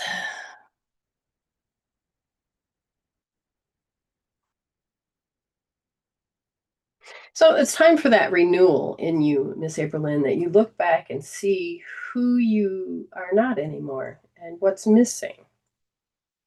When you realize that your knee-jerk response to certain things are missing, you can say, oh my goodness, I've grown. It's not that you've suppressed it. It's not that you had to control yourself, but it is, I've taken that energy, I've added it to my life, and I'm transforming. One of the things they're pointing out is that the muddled instability that you would always define as certain things are happening is becoming less muddled. You don't have to use that frequency to see with. They said that the biggest achievement that you are doing is taking the distrust, trust, and you are transforming it and realizing that the more higher consciousness I am, my body can begin to trust me and I can begin to trust it. So you're learning a different communication. Okay, you're supplying what the body needs. Now, the aggressive energy that people throw, you're starting to realize that the more that you do what you need to do, you're starting to begin to see a boundary, that it can stop, that it doesn't have to be taken on and absorbed. You can begin to observe it and realize that this is the energy. And if you can look at aggressiveness as, in this case for you would be, they want to be right, even if they're wrong, and they want to be right. And you're supposed to change your behavior to, so this is where behavior versus behavior. Usually you see this with child and parent who can change each other's behavior first. And this is the dynamics that people begin to use as they get older. Because they can't soothe, pacify, take care of that, they can't get their needs met, or they're forced into submission, or you have to, be a good person and da da da da da. And but they've learned that I'm supposed to be right, and no matter if I'm wrong, I have to have the last word. I have to do this, and they learned that they have to act this way. So what Spirit is saying is that the more you realize everybody is doing this, you can say, oh my goodness, I respect what you're doing. I can see this invading energy. I can see you want to change my behavior. But because I've healed over and over and over, that I'm supposed to take the blame, or I'm supposed to repress my emotions because I'm scared to speak up, or I'm supposed to,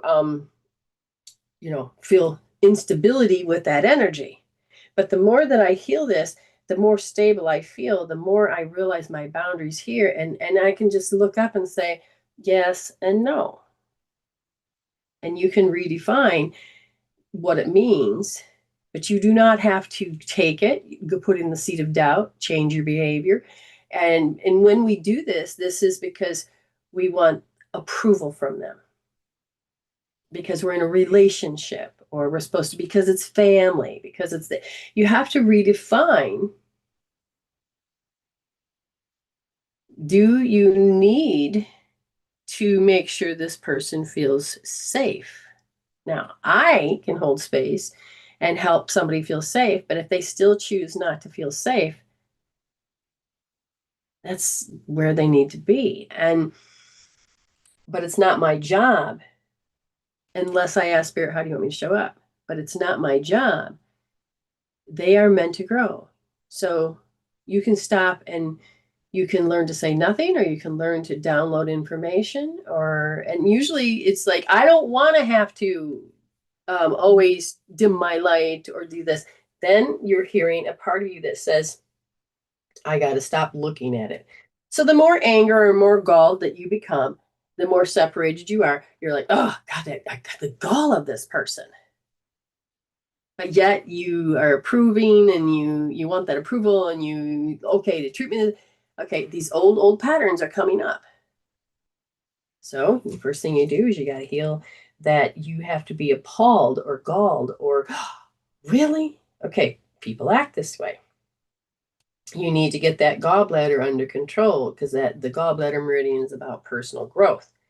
And you don't have to believe that you have to keep tolerating and putting up with and losing power too, because that's your job. Now, you can sit there and say, okay,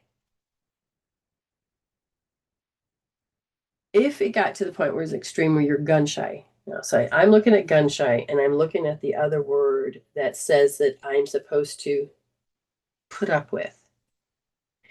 I want you to do L2S, left wrist, second position soft. But I need you to realize that once you, gotta put up with it. These phrases, eventually you're going to have to learn and say, well, that's them. I have to put up with, no, you have to begin to see that you've got some growth. Now, why would you not be able to move from that and you keep repeating it?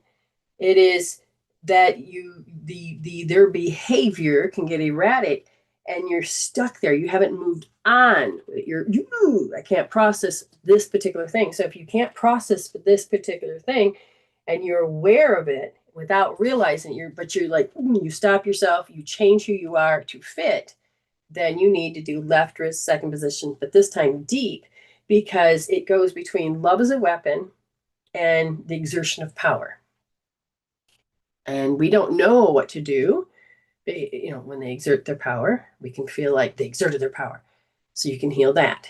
If they're using love as a weapon, then it's not necessarily, because they can be the nicest person, but if you don't do it, then they can get ugly.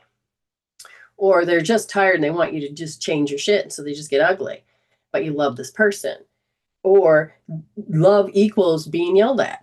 So there's different avenues. Right now, I feel like you're going through several of these.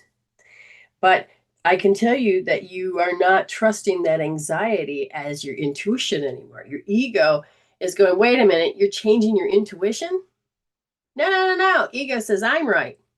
Spirit goes, no, discern. So you're changing in what you're trusting. And I feel like you're grabbing more on your intuition more, which is the higher self intuition, the consciousness intuition. And your ego is, intuition is breaking apart. So there's actually realizing you don't even have to have the drama. So the anxiety begins to drop. So you don't have to keep hanging on to. And the thing is so anxiety is like, why do I have to think that this is going to be the future? I have the power to change that. But if anything comes up, do an R2S, right wrist, second position, soft. Okay. All right. How are we doing? Let me just check in on everybody here. Okay. I am going to take the link and go get Miss Ames. Miss Ames. There you go. Oh, hold on here.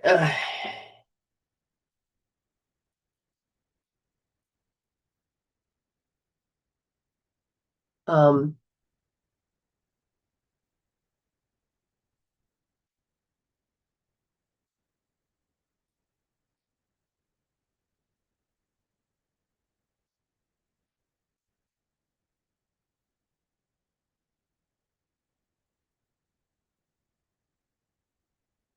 here she is. Let's bring her in. Why would anybody need to heal every day or every week? Well, that's important that you do, because you're choosing about how you want to show up. Hi. Hi. I have a question for you. Yes, ma'am. In the beginning, you would heal because you were the victim, you were the pain, you were the suffering, you had this. Now you're healing not because you're healing in a different way. Are you aware of this? Mm-hmm. Yeah. And what is it this time? What are you noticing? It's not that any of those other things. What I'm noticing is when I go into a lesson or less than love feeling, it's like I want to get out of that. I want to get out Right. of that feeling of bleh, Okay. So we want to get out of that, but what do you want to go to? joy, peace. Oh, so did you ever have that way before? I thought I did, but I didn't And how do you know that? because it was chaos before, Okay. and now it's actual peace. Okay. And I can feel when, you know, it's disrupted. When that piece is disrupted, it's like, yeah, no, I want to go back there. I want to go back to So, the peace. so you're learning to miss yourself. You're learning to redefine each moment for yourself instead of having to be a victim or that it has to come out of nowhere. It is learning to take and be in charge, not to control, but to be in charge, to be in that ability to take your pen and rewrite. Yes. Yes, yes, yes, yes. Okay. Why do we need to talk about that? Is because most people think that, well, why are you wasting your money healing? And they're coming from the perspective that you don't need to, but why would you need to? And it could be like I've had some people that are just straight addictions to wanting to heal, but they would really never reshape their personality or any of this. For me, it's like the true growth. It's I know that this stuff works because I don't remember which day it was, but like my hip or my pelvis was twisted. You gave me some points um for my back and I tapped that a couple of times and I untwisted. So And I know that this stuff works and I know that I'm going to feel better once I do it. And I would rather invest in myself, in my healing, than to go out and drown my sorrows in whatever. so do you feel that that I intimidate you, or that I'm doing the power of suggestion, or so No, this isn't fake, this isn't convincing you that this is real, this no, is, it's not. how do you know the difference? Well, for example, yesterday and today, I was gaslit and I could actually see it. Oh, how empowering did that feel? It was like, oh my God, this is amazing. But Um, you didn't lose your crap. You didn't, did you follow through and give them what they want? Or did you go, I see it and I'm saying no? I saw it. I gave them the answer that they needed, but Okay. I didn't um give them what they really wanted. They wanted me to lose power to them, and I didn't do that. Very good. And so it's not that I want you to go, oh, they're doing it, they're doing it, they're doing it. You're not judging, but when you're seeing it, you're going, I don't have to. Mm-hmm. Okay. And so um the joy of seeing it, and when you get to the, how empowering is that feeling? Oh my God. It was like I was it was like, oh, I see, holy shit, I see. Oh my God. It was exciting. Yeah, and you can't show that to them. No, you can't. Luckily, But it's just through a text, but it was like, oh my God, I see this. And then yeah, yesterday it was physical people, and I'm still going, okay, I can walk away at any moment. notice that you didn't lose encouragement. Your self-esteem didn't go down, and you weren't afraid to answer. You're just like, thank you, Spirit, give me a resolution because I'm done. Can you Yeah. feel that difference? Oh yeah. The difference is night and day from where I Um, was 7 years ago. Yeah, number one, I didn't have words. I could not articulate my feelings because I was told to keep my mouth shut for so long that I didn't have words. and there was nothing wrong with keeping your mouth shut. That was a good set of rules. You stayed, Mhm. survived. You, that's the way I'm supposed to be. But that was your little. And as you applied that to your adulthood, did it make life good, or did it make it feel like you're more imprisoned more imprisoned. It was limitations. It kept me small. It kept Now that me. was, did you know that's usually it's considered our comfort zone? Hmm. And we're comfortable and we keep putting up with and we keep losing power. And we think that was because we're content, we're happy. But can you see how far that is from the truth? Oh my gosh, yes. You had been in a situation where you had some healers that were telling you and convincing you that you had had a great, big healing, and it's all gonna work out, and da da da da da, and you believed it Hmm. until why? Until when? Until what Um, changed? it was like because it was the placebo effect. It was their belief that they did the healing. That's the thing that I've learned is I have to do my own healing. I can be guided, but nobody can do it except for me. Exactly. So, like, had a lot of there's your mother agreeing. Yes. Um, I have spent a lot of money in machines, feedback machines, frequency machines, all of these things. And I mean, it wasn't that I wanted somebody else to do the job. I wanted to be better. I wanted to be healthy. But consciousness needs to play a big part in becoming awake. Mhm. And that personality that you have is going to stay that way, and you can try all kinds of machines to help, but can put yourself right back into that position that you were in Mhm. because you haven't changed the limitations, or you haven't connected into energies. You have to show up and decide if you want to feel this way, be this way. And when you truly sit there and shift these thoughts and these aha moments, you begin to notice that you are in charge of the simulation. You're in charge of whether you Mhm. lose power or what you're attracting to you. Yeah.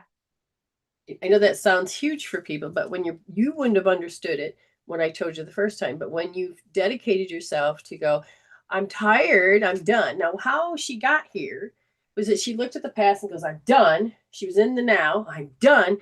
And then she looked and she goes, it's going to happen in the future. No, I'm done. So she then took her power back and said, I'm ready to take the now Mhm.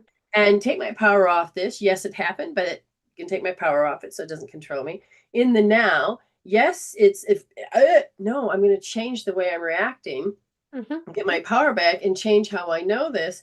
Because I also know that the future hasn't been written yet. I don't have to take my past, put it in the future, and walk into it. I can change this. But it's when you finally say, so if you think about this, you have remember Charles Dickens? I think it's Charles the Dickens Scrooged. Mhm. Scrooge? Christmas Carol. Yes, that's it.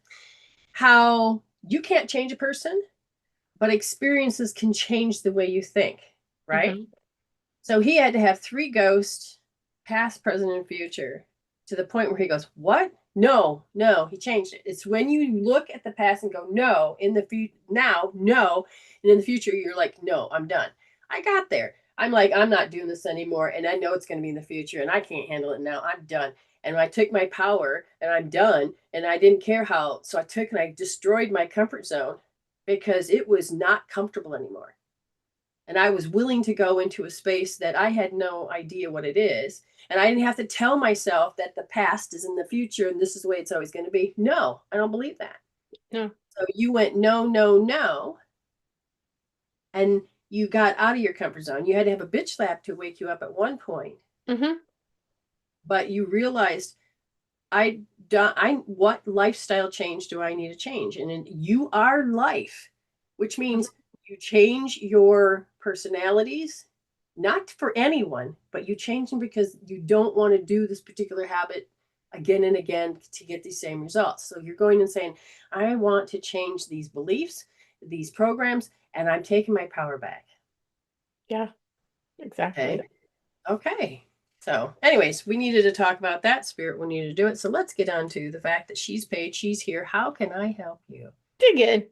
Dig in. So I know you've been working with your dreams, your Mhm. soul on your dreams, and that's good.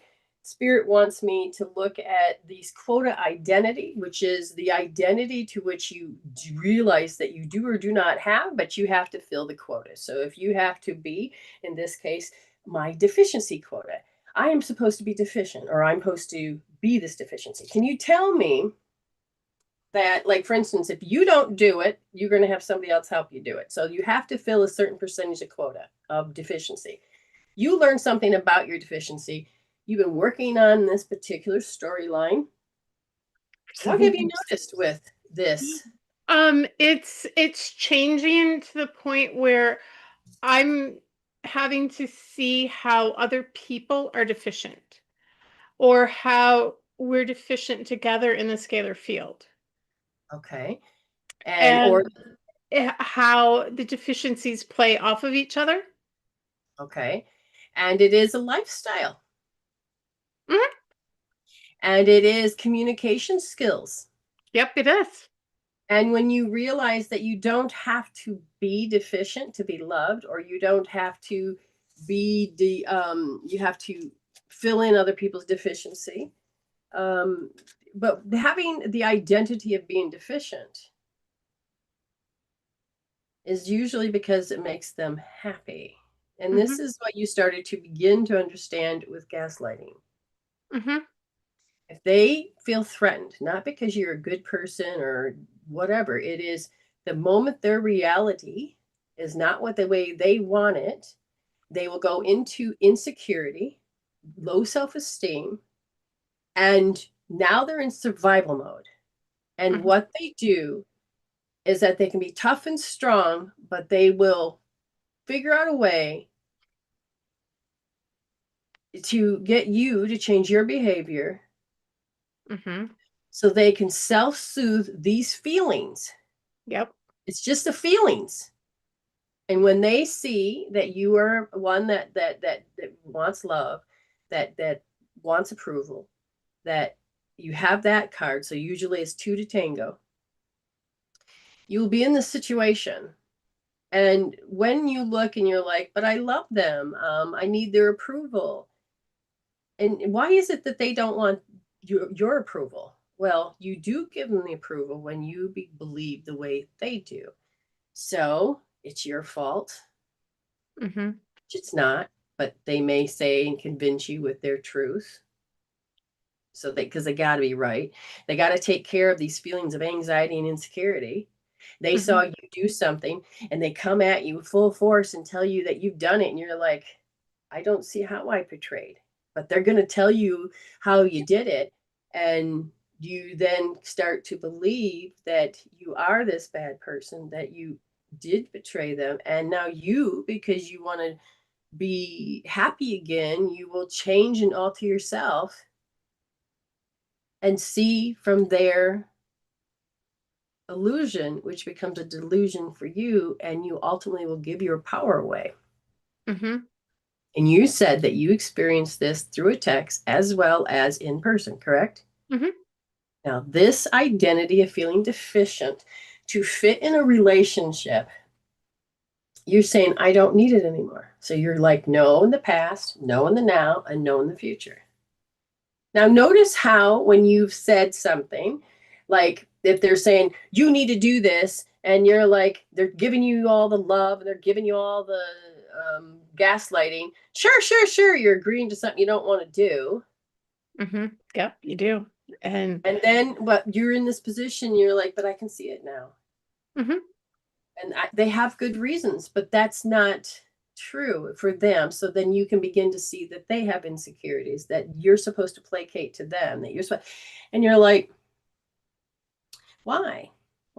Why do I have a hard time with this person to be able to stand up or to have my power? And again, you will get different levels of people. I'm looking at how you are supposed to be learned helplessness. They want to feel powerful. They have just this energy that just, they say it just right, and you're supposed to, okay, fine. Mhm. Spirit's saying to you is that as you begin to realize how often were your parents hysterical because you didn't behave like a little girl you're meant to? A lot. And was it hard to figure out these rules? Mm-hmm. Okay. And you did not think there was a way out. No, I didn't. Just by changing certain emotions and believing in that, yes, this exists, you change its existence because you're observing it differently. Mm-hmm. Now the players in the past are gone. You have new players that are playing the same field. Can you see your growth? Mm-hmm. Yeah, I How? can. How? Because I'm not taking the bait. I'm not bowing down to that energy like I used to. And what makes you stronger? The knowledge that I don't have to believe their BS, my own BS, or the belief systems that go along with it. Yes, and I'll notice this. It's not about that I did the right thing with my belief. It was, why do I have to be convinced one way or the other? It's to be a lie or be alive. As Mhm. you choose to be a lie, you are listening and understanding and not dismissing, but you're also not giving your power away to placate to make them feel good. Right. Has anybody really rejected you since you started to vibrate frequently different? No, they just kind of zigzag out of my life. And those other people who don't really recognize that you've changed? Or Mm, have they changed just enough that you can hear it in the way they communicate? Because this didn't work, they're going to try a different way. They try different ways. Yeah. And you begin to notice that Mm-hmm. they know that they didn't get the results when they said it this way. So they didn't get the results when they did it this way. So notice that they're going to keep doing this. Mm-hmm. And the question is, do you want them in your life? Do you need them in your life? No. No. And your biggest shock that Spirit just told me is that you watched how somebody goes to sleep, wakes up as the program, and completely forgets how they said it, did it, or any of that.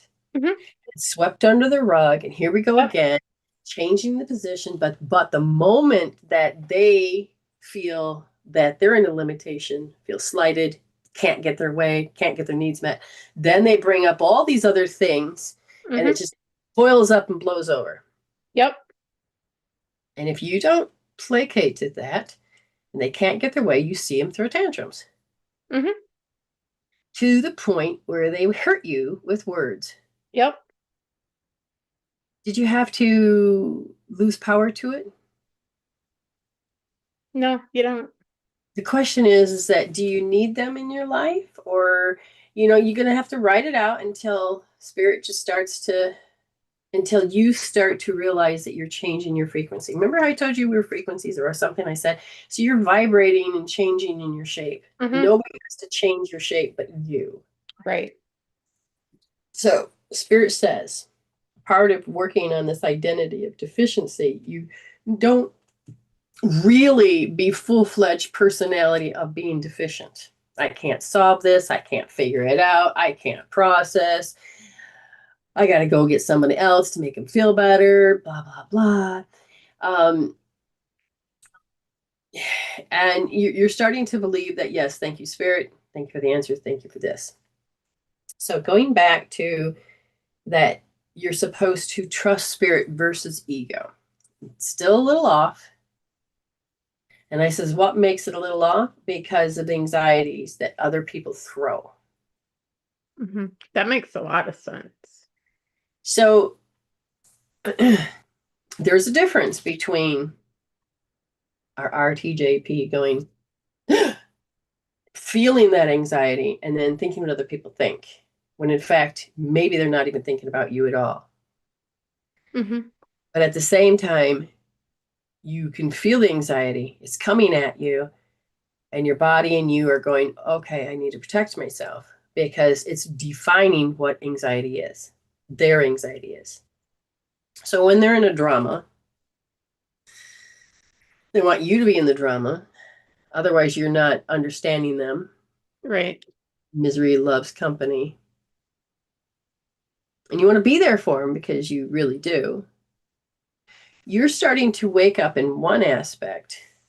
Wait a minute, that's not how you define relationships. I don't need to lose my shit or be in a drama or having to come up and say, this is so bad, I have to be my best friend and we have to talk smack about people and we have to, you're starting to realize, but drama does not need to really exist. You have an answer. Mm-hmm. And so you have to redefine how you want to show up to people. And sometimes it's like, do I really want to sit here for 4 days in a row?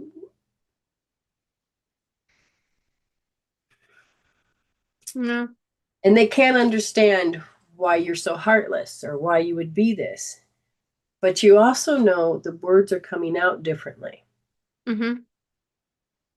So when somebody goes into that anxiety, your body, because you're doing tribal basics, because you're holding your tangi pole, you're building your spiritual immune system, that you can read it differently. And so you don't have to go into spiritual debt. And those old beliefs that because again, I can't tell you how many people are like, well, you don't know how to be a friend. And I'm like, what are you talking about? Well, you're supposed to show up and give me your woes. But I don't really have a lot of woes. Oh, you're in denial. And I'm like, no, I see it, I measure it, I take care of it right then and there in the now. So I don't have to put it into the future and to do this. Well, that doesn't good relationship. I says, based on you've never been here, how do you know? Mm-hmm. You're coming from where you're at, not where I'm at. How does that change you into understanding? Because now you're in that position of going, but I don't need drama to No, have relationships. I don't. And it's like when this one person said that they had fallen and nobody came to help them and they don't know how long they laid it. It was like, are you done yet? Right. And it's not that we're heartless. It's just that storytelling, feeling sorry for people. Your job is to, but you're like, okay, I respect this is how you are, but I'm not in alignment with this. Mm-mm. So it's not that you need to get away. It's just, you just know that that's not game you want to play. This is not what you want to do with your life force. And you could see how, and this is the best part of the wisdom, is you could see how that energy was thrown, the words that were used, how much you would have jumped into action, how you would have seen. So can you see how you've grown from who you were to where you are now? Yeah, because before I would have, placated and would have, oh, I hope you're okay, and all of those coddling words that they wanted to hear. Yeah. But I was like, yeah, no, I'm done. KB says, so seeing what are they reflecting us and just moving on. Thank you. Yeah. And sometimes when a person's just in a program, you can say thank you to the soul without having to look at the personality and having to lose your power when that personality is trying to change your personality and your behavior. But it is when you begin to wake up and you see something differently, the language is so different. Oh, and yeah. there's no way you can tell them because they can't hear you. And No, this I is can't. this is where you cannot, because you're not in that same experience, because you're not in there, arguing is just, you're the one that's going to lose. Mm-hmm. And there was an old phrase, they're not stupid, but the old phrase was, well, don't argue with stupid because you'll go down to their level.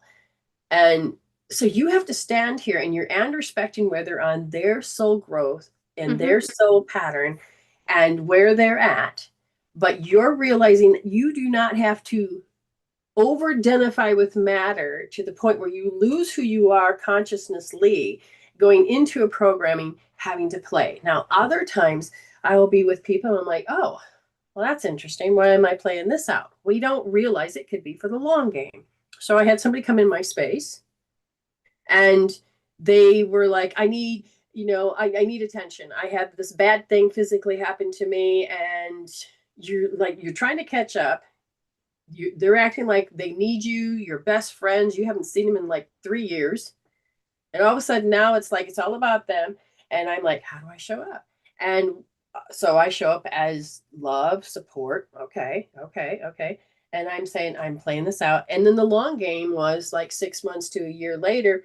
Then you got to see the game plays. You got to see how you had interacted with people in your youth.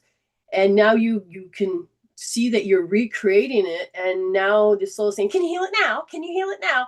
And you wouldn't know that you needed to heal something if it didn't present itself. The old way was you have to have a bitch slap, and then you have to get on bended knee, and you now can heal with a whisper by listening as your consciousness self and begin to look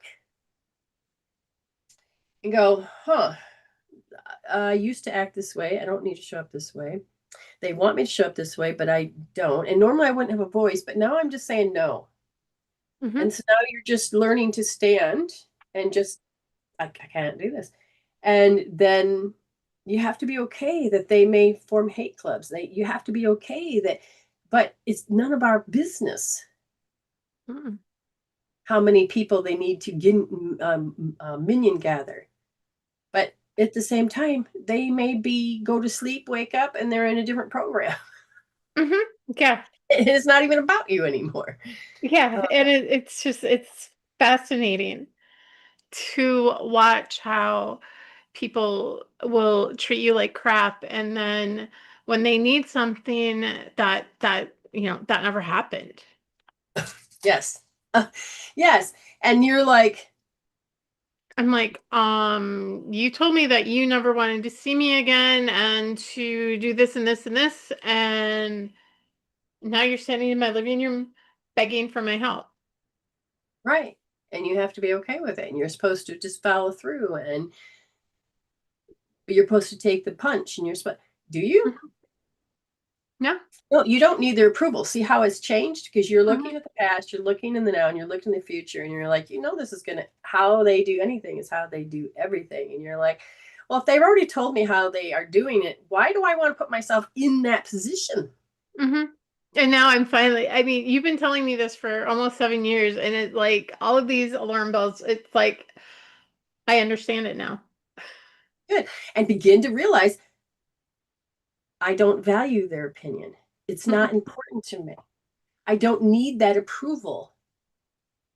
Because if I get that approval, I'm always never getting that approval, or I have to change myself. Again, we're working through the pimp and the hoe, or the king and the jester, and the overall archetype of the victim, the prostitute, the saboteur, and the child of many faces. You are raising your soul to look through different templates. Mm-hmm. That's beautiful. That's beautiful. So Spirit is saying that somehow deficiency is connected to tattling. So your next adventure is to look at how tattling served you, throwing people under the bus, pointing out a flaw, or being the policing, or what did it get you when the person that heard it, did they reward you? But did you, but somehow you've got to understand what is tattling and deficiency. Why do those feel like they're coming together? You're supposed to be on this little mini quest, which then when people come to tattle to you,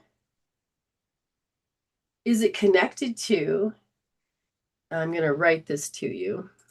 Is it connected to the unique way of how we communicate? Oh. Do you see what I'm saying? Mm-hmm. So notice how unique, as we take and we will demonstrate that I don't want to be deficient. So if I'm telling everybody how good I am and how bad they are, what did you just hear? That in order for someone to feel less deficient. They're going to hype up who they are as they're like saying that you're a piece of crap. Correct. And can you see how false that is? Mm-hmm. Now we have to look at us and go, where do we see it? Where have we done it? Not about blaming ourselves. It's about, oh, I need to balance that karma. I got to decide if I want to keep doing that as a personality or a habit, or do I want to grow from that? So you were always taught that you can't be independent. You have to, you are learning how to be more independent, especially soul independent. Mm-hmm. But you're not alone because you've got the universe on your side. Mm-hmm. So we have to begin to see these little things. So part of what I said, in that quest. So your personality of the identity of deficient, and it has so many tasty perspectives Mm-hmm. and avenues of being so alive. But who's going to win? Your consciousness divine self, or this particular identity program? No, not the identity program, the consciousness self. Right. So now the gift of awareness that you were able to sit there and watch everybody do these programs, you get to sit there and go, whoa, I see how I did it. Whoa, I just did it. Oh, no, I don't want to do that. Oh, I see how they're doing it. Oh, so you get to see the reflections. It's like going into a fun house. And no matter what mirror, you get to see all these other angles connect with all these other angles. Are you ready for it? Mm-hmm. Thank you, Spirit. I already know that you're, what's that? I said, thank you, Spirit, with grace and ease. Yes, thank you, Spirit with grace and ease. I know you can do it because it's not in the position I just did it and I have to beat myself up and I have to hate myself. No, that's not how this works. Spirit's going, did you see it? How about if we heal it? We can measure it. We can decide. Did you get a lot of joy out of screwing someone over? You actually need to heal the joy. Okay. Or did you get a lot of pain and suffering because you hurt someone's feelings? You're told that you're a bad person. You can measure it. You can heal it and change it. Getting that life force back and the wisdom that comes with it. Mm-hmm. All of a sudden your soul is going, hey, you close those Akashic records.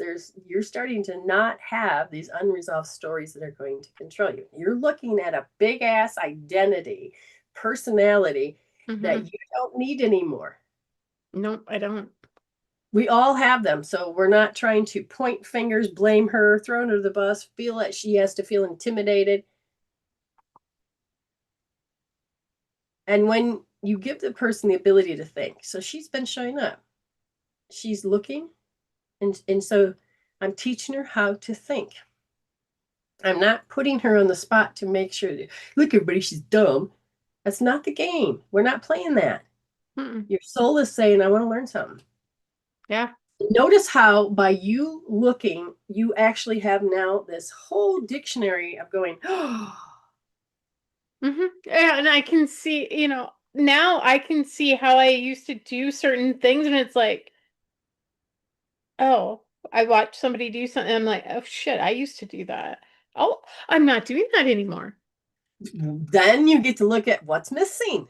Mm-hmm. And that's exciting when you realize, oh, I'm not doing that anymore. Now, this is where you start to get growth. Instead of somebody going, oh, I hurt your feelings last week. Oh, I've grown. I'm not that person, same person. No, it's not a week's worth. It's when you get into my stage and you're beginning to heal, because you know how to measure it and you know how to define it and you know how to use your words to help you understand instead of pigeonhole yourself, being the victim. You're growing these 4 archetypes. Then you don't have to be going, oh my God, blame. You can go, okay, I need to pay attention. Because when you feel like someone throws you under the bus, they feel like they intentionally do it. But if somebody's not intentionally doing it and you're not really paying attention and you get caught off guard, you're going to go how you answered when you were little, and it's going to be similar to the same. But you're supposed to witness how your little is telling you, here's an issue, can you heal it now? And it's like, oh shit, I can heal that. It's waking up to, okay, I have this issue. How can I solve it? How can I heal this? What is it that I need to look at in order to heal it so that I don't have to keep repeating that same stuff over and over again. Right. And what you're doing though is you're actually getting results because you're involving consciousness. And how do you know you're getting results here instead of how you got results before? Because sometimes the issue will come back up, but it'll be a different aspect of it. And I'm not repeating the same patterns like I used to. It takes, it takes a little bit of time to evolve out of some of these issues because they're chronic. We've had them for so long that it's who we were. And Right. to break up with that identity, it takes a little bit of time to do so. Right. And I love the fact you had learned this because I was listening to you. And you were repeating Spirit's words, which was, oh, and I heard you had the connection. The brain is efficient. It has memorized how to do it the most efficient way possible. So if we go and heal out and we do it so super quick and rip out that root, our brain is going to go blah, blah, blah, and it will feel like it's crazy because life won't make sense. You have to do it as a gradual sense. Because as you do it gradually, you gain the wisdom from each different healing that you do, and your brain starts to change that program for a healthier program so that you don't have to keep repeating. Yes, very good. Very good. And see, now you're not just repeating words, you're living and feeling how Spirit wants you to understand so that you can become more your whole self. And you have this bridge to communicate with Spirit. Yeah. See, that's why your followers love you, because you are beginning to really be out of that particular program, out of that old particular matrix. And you get them to, you ask questions, you get them to think, and you get them to observe in a unique way. It's not about blaming, it's not about making them lose power, or that they're not being heard. No, it's about having them look at their life and go, do I really want to keep this? Exactly. Exactly. So like I said, you're going to be looking at this deficiency. You've really chunked it down quite a bit. We got to look at the tattling, and we have to start looking at this particular personality. Now, if I said if there's anything particular you want to heal, they said if we were going to do this on the physiology response, they want you to say that you do not have to wear their anxiety, because when people tell you stories, you then can say, oh, I've learned that if I used a story, especially with anxiety, it puts the people in this frame of mind. It vibrates them like sand on a thing, that they have to show up that way. So they want you to tap out anxiety, whether it is your anxiety, and I think in this case it's their anxiety because it's their story, it's their frequency that's changing you. And at the same time, when you think of the anxiety, but think of anxiety about tattling. Oh, yeah. Okay, whatever that is, I would write it down because you don't want to forget. But I want you to begin to do T8, T10, and T12. And she can't do it, but she putting her hand on head, she's got a magnet there, and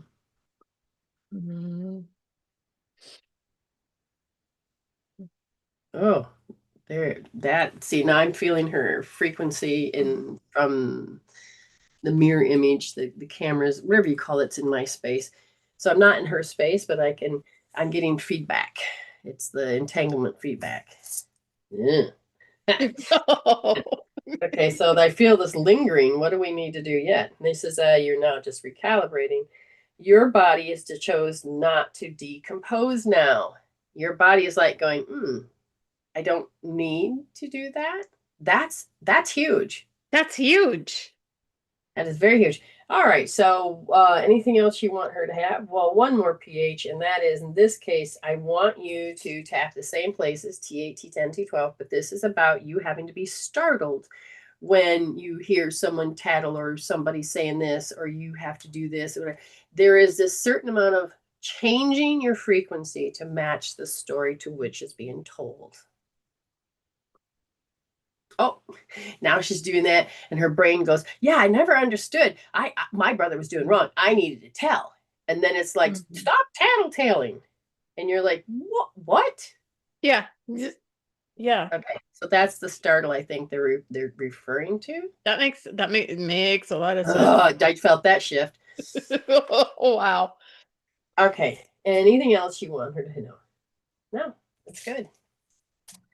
Whoa, just kind of just breathe, just breathe. So this is where your brain's going, wait. Wait, what?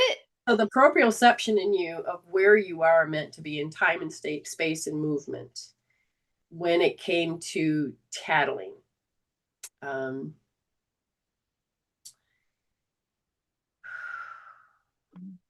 There, you're starting to shift a little bit more. I just wanted to make sure that everything's balanced before I let you go. Yeah, you look good. I just had a thought, but I will tell you later. Oh, okay. So sum up. What'd you what'd you get out of this? What did you learn? What's the wisdom?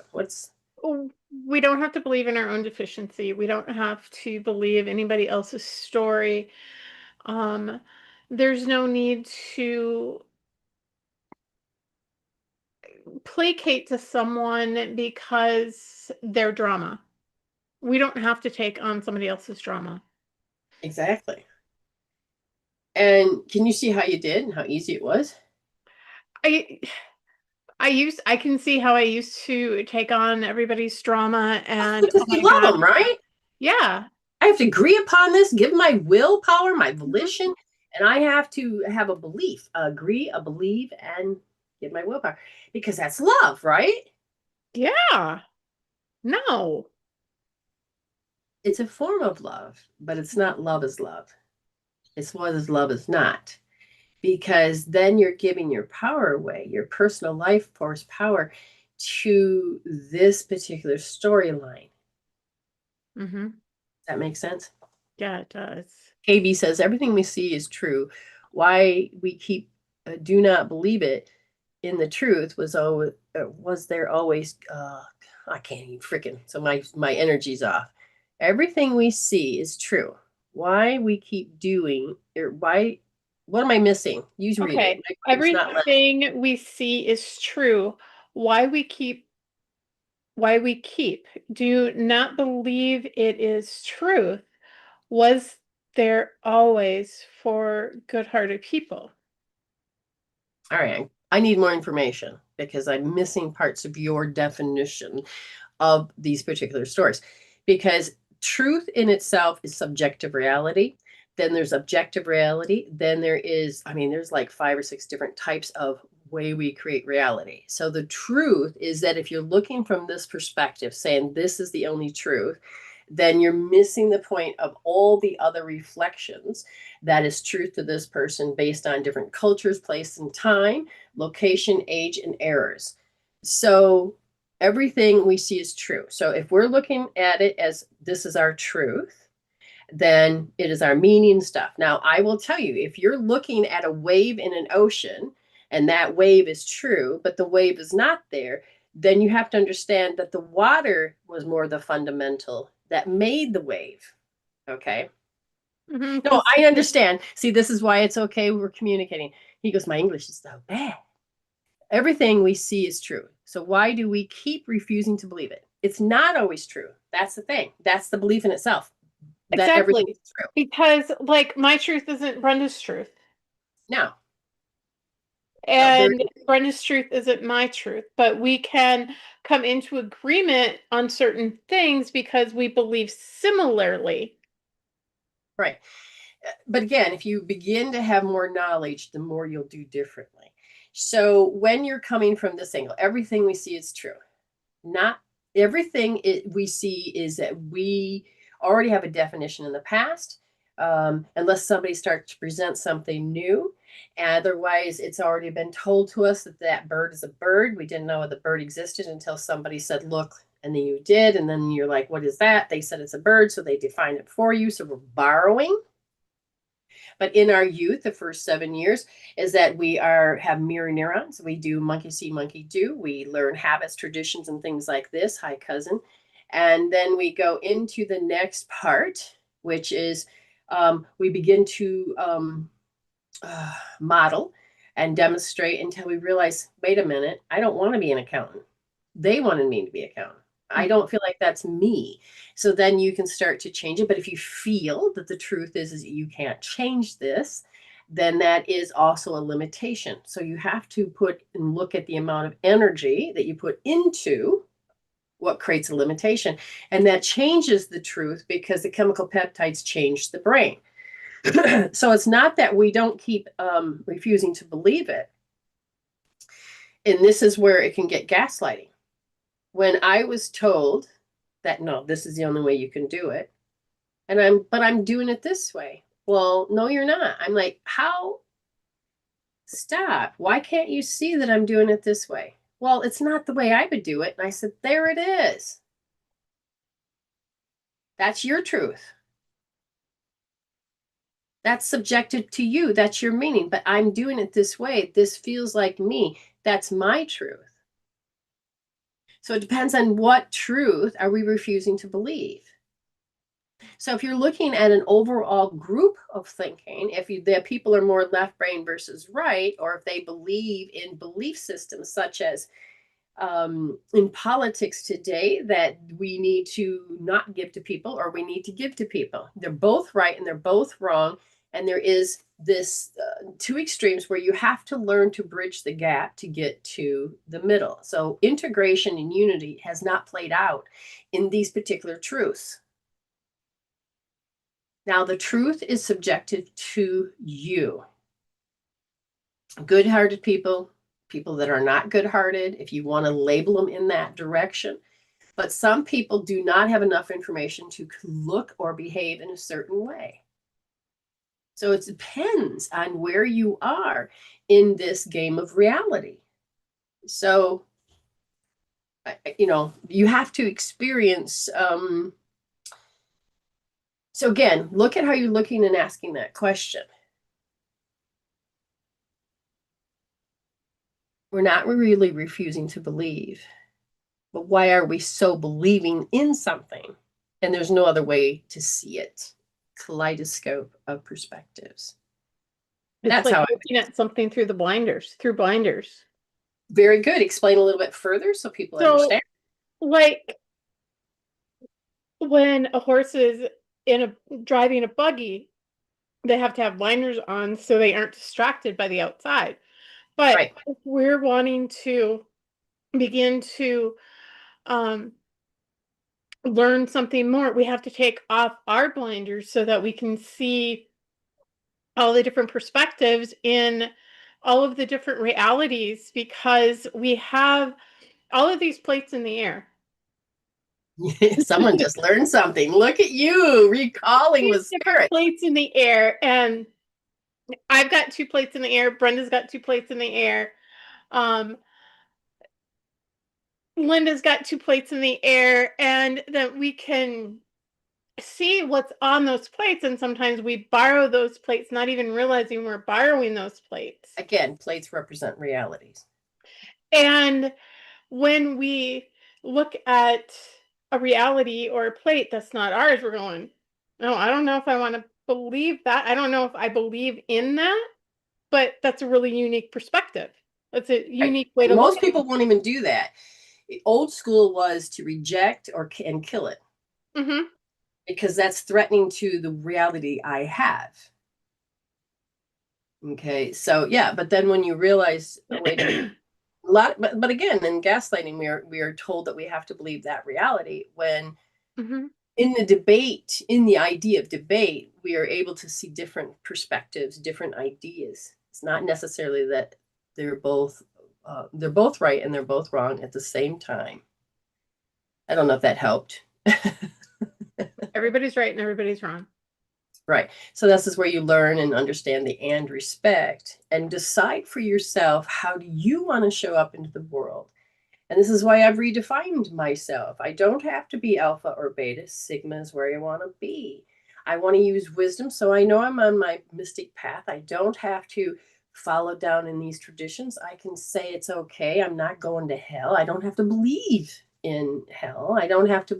Hell and heaven and earth, because spirit has taught me heaven and hell are states of being. And you, as a consciousness, is choosing to be in this being form to create this reality with each other.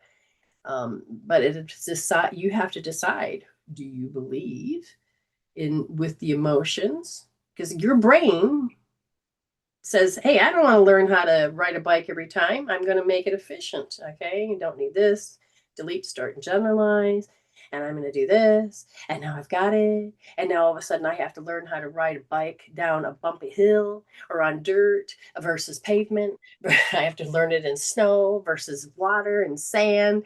And it's like, oh my gosh. And so there's different efforts with the muscles and the way that you have to hold your body to this bicycle to function. And your brain is going, hold on, I haven't learned this yet. Just a minute, delete, start, fine tune. Yeah, okay, I can do this. And then when you take that, and now you're trying to use that way to do, let's say from snow to pavement. Oh, no, I got to recorrect, because it's not that it's wrong. It's just a different calibration. Okay. So people are meant to grow. Again, KB, thank you. That was a very good. Yeah. My juice is flowing. Thank you so much. I didn't mean to keep you on longer than you need to, and I'm sure you need to do other things, but I appreciate you being present with me and joining in this conversation. And it's always fun. It's always fun. It is. It is. All right. Thank you so much. And we'll see you in Tribal tomorrow. Absolutely. All right. Love you, hon. All right. Bye. Love you too. Bye. We can learn a lot from one another. Again, it's just looking at that kaleidoscope of perspectives. Because if you know what a kaleidoscope is and you move it, you can't get back to certain shapes as before, but the story keeps changing. But if you look at the fundamental, it's not what's in the reflections, but what is this? So we go back to the water. The water is fundamentally there, and the wave is there and it's not there. Just like the flame on a candle. There is different elements that come into play to help create a different reality. So sometimes that's on the timing. I may see the wave and my husband goes, what wave? Because he doesn't see, because he's looking in this vast. Oh, let's go even further. Let's go up to the stars. I'm looking at that one and he's looking at the one next to it, but he doesn't know that the one I'm looking at is right next to it until we get on the same wavelength. Oh, that one. But otherwise, was he wrong? No. Was I wrong? No. It depends on, with our sensory system, how we're using it and how we're showing up. Okay, double checking just to make sure nobody else has sent anything else in. Summer is coming here and it's feeling good, loving the warm weather. It is, I'm ready for it. Can't wait to clean the pool, but it's not warm enough to get into the body of water. And I'm not going to clean it too early. You love the show. Wonderful. Thank you. Thank you. And who else is here? I feel like treat time. Who's here? If you call out your name, let's see if anybody else is left. And if so, I feel like a card. I feel like a card. If you feel like a card, maybe you need to shuffle. I don't know. Somebody's a comedian now. Is Autumn still here? It says there's, well, I probably need to update this. There's probably not that many people present still. Even though it says it's true. Let's see.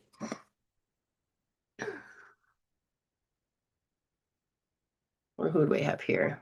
KB, you want a card? So if people have meanings, like I had this woman and I had, these are different than tarot cards. These are oracle cards. These are just words of inspiration or guidance of some form. And it's in the interpretation and everything else. And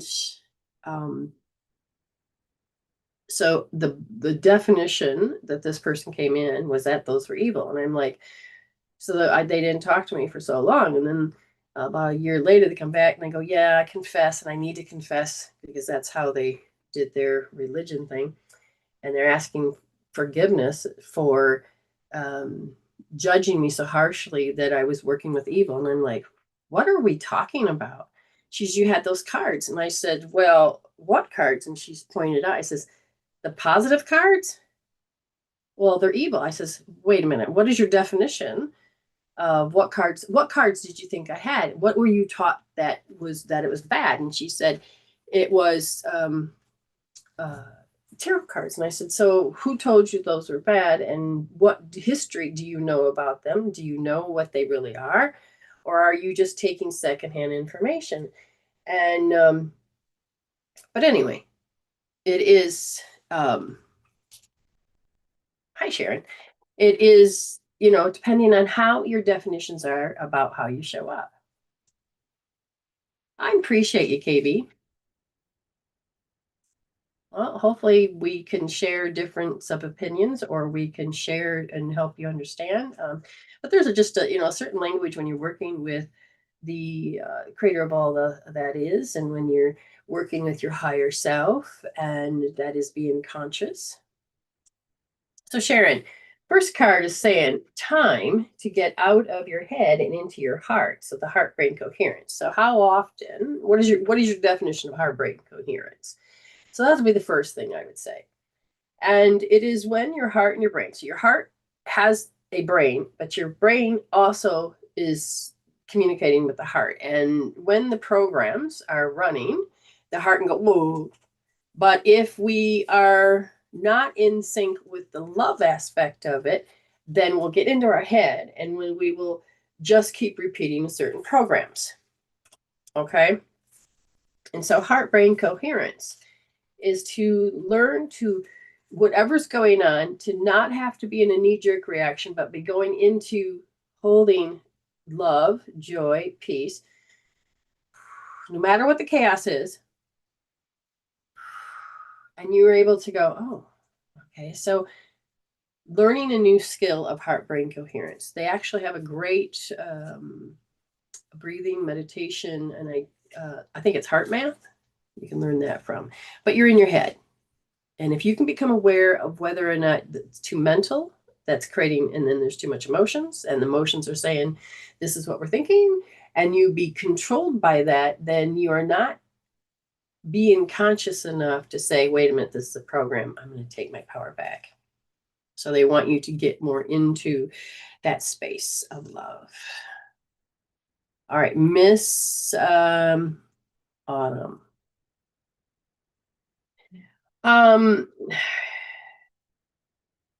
Are you telling yourself the truth? So what we've been learning about truth. Sometimes we will say sour graping, and that's our truth. And is it really our truth, or are we saying something to ourselves to soothe ourselves? And so are you telling yourself the truth? So if you sit there and the little nuances, I had people that were gaslighting me, but I hadn't learned to understand it. So I would just let the little things that they did slide.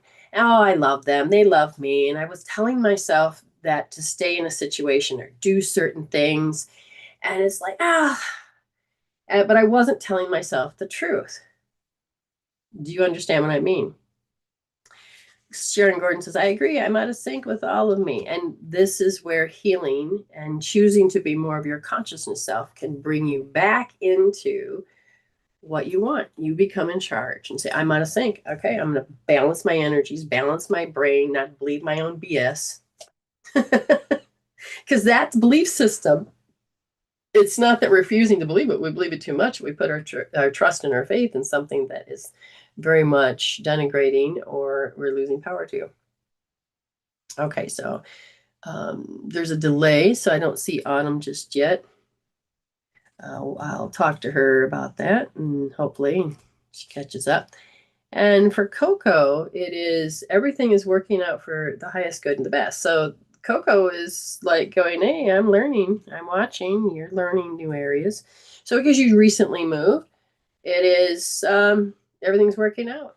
And just learning how to smell things different, look up at different things, the ego hides the truth. Exactly. And when you learn that consciousness is not ego, then you can really grow.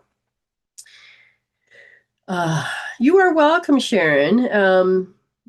See you in Tribal tomorrow. Start working with the Tribal Basics. That can really help you balance out the energies. Okay, so did you hear what I had said, Miss She goes, I'm here. Your card is, are you telling yourself the truth? And I gave a couple examples of what it was like when you think you're telling yourself the truth, but you're not. When you are your program self, or when you are feeling less than, or if you feel like you don't have enough courage or self-esteem, and you're saying, all right, I got to put up with this, or like, I want to be friends with this person, so I'm going to try on their religion, try on their belief system, try on their way of living.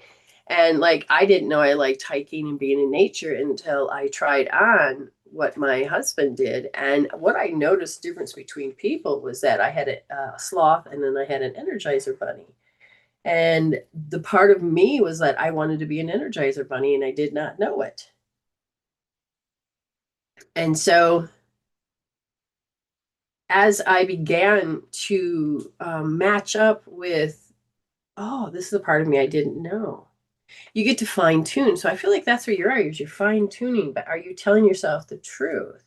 And some of it is that I think has to do with feeling bad that you may, when people respond and not in a healthy manner. And I think the way you're communicating with yourself sometimes is not as healthy. Like you denigrate yourself in these small little ways, and say that I needed to say this to myself because I did something wrong. But what if you didn't do anything wrong? What if you're learning different social skills, but the person you're with is not really into that? Well, thank you for being here today. Thank you for the communications and the questions and the observations and the growth. Come back next time, and I'm here every week. And I look forward to seeing all you guys in Tribal. And thank you. Remember, hashtag resolve to evolve. And you're starting to get this, that it's not about, you know, I have to be drama, I have to be this. You're starting to say, wait a minute, I can resolve. And when you learn to grab to the resolution and balance out the brain, balance out the emotions, so that you can be a physical, mental, emotional, spiritual, and when you begin to be more unity within yourself, you start to evolve. And then heal instead of deal. We had to learn to cope, pacify, manage, deal, and no, if you begin to heal, change the chemical peptides, change the programming, change all these things, you can be in a situation where all of a sudden you don't have to keep repeating and keep dealing and repeating and keep dealing. You can start pulling yourself out of the matrix. Okay, hashtag next stepping stone. And that is absolutely true. Absolutely true. The more you're able to do these little steps, you can begin to see the different perspectives all the way up. Oh, thank you, KB. Says, thank you for having a beautiful soul. And as you, thank you for showing up.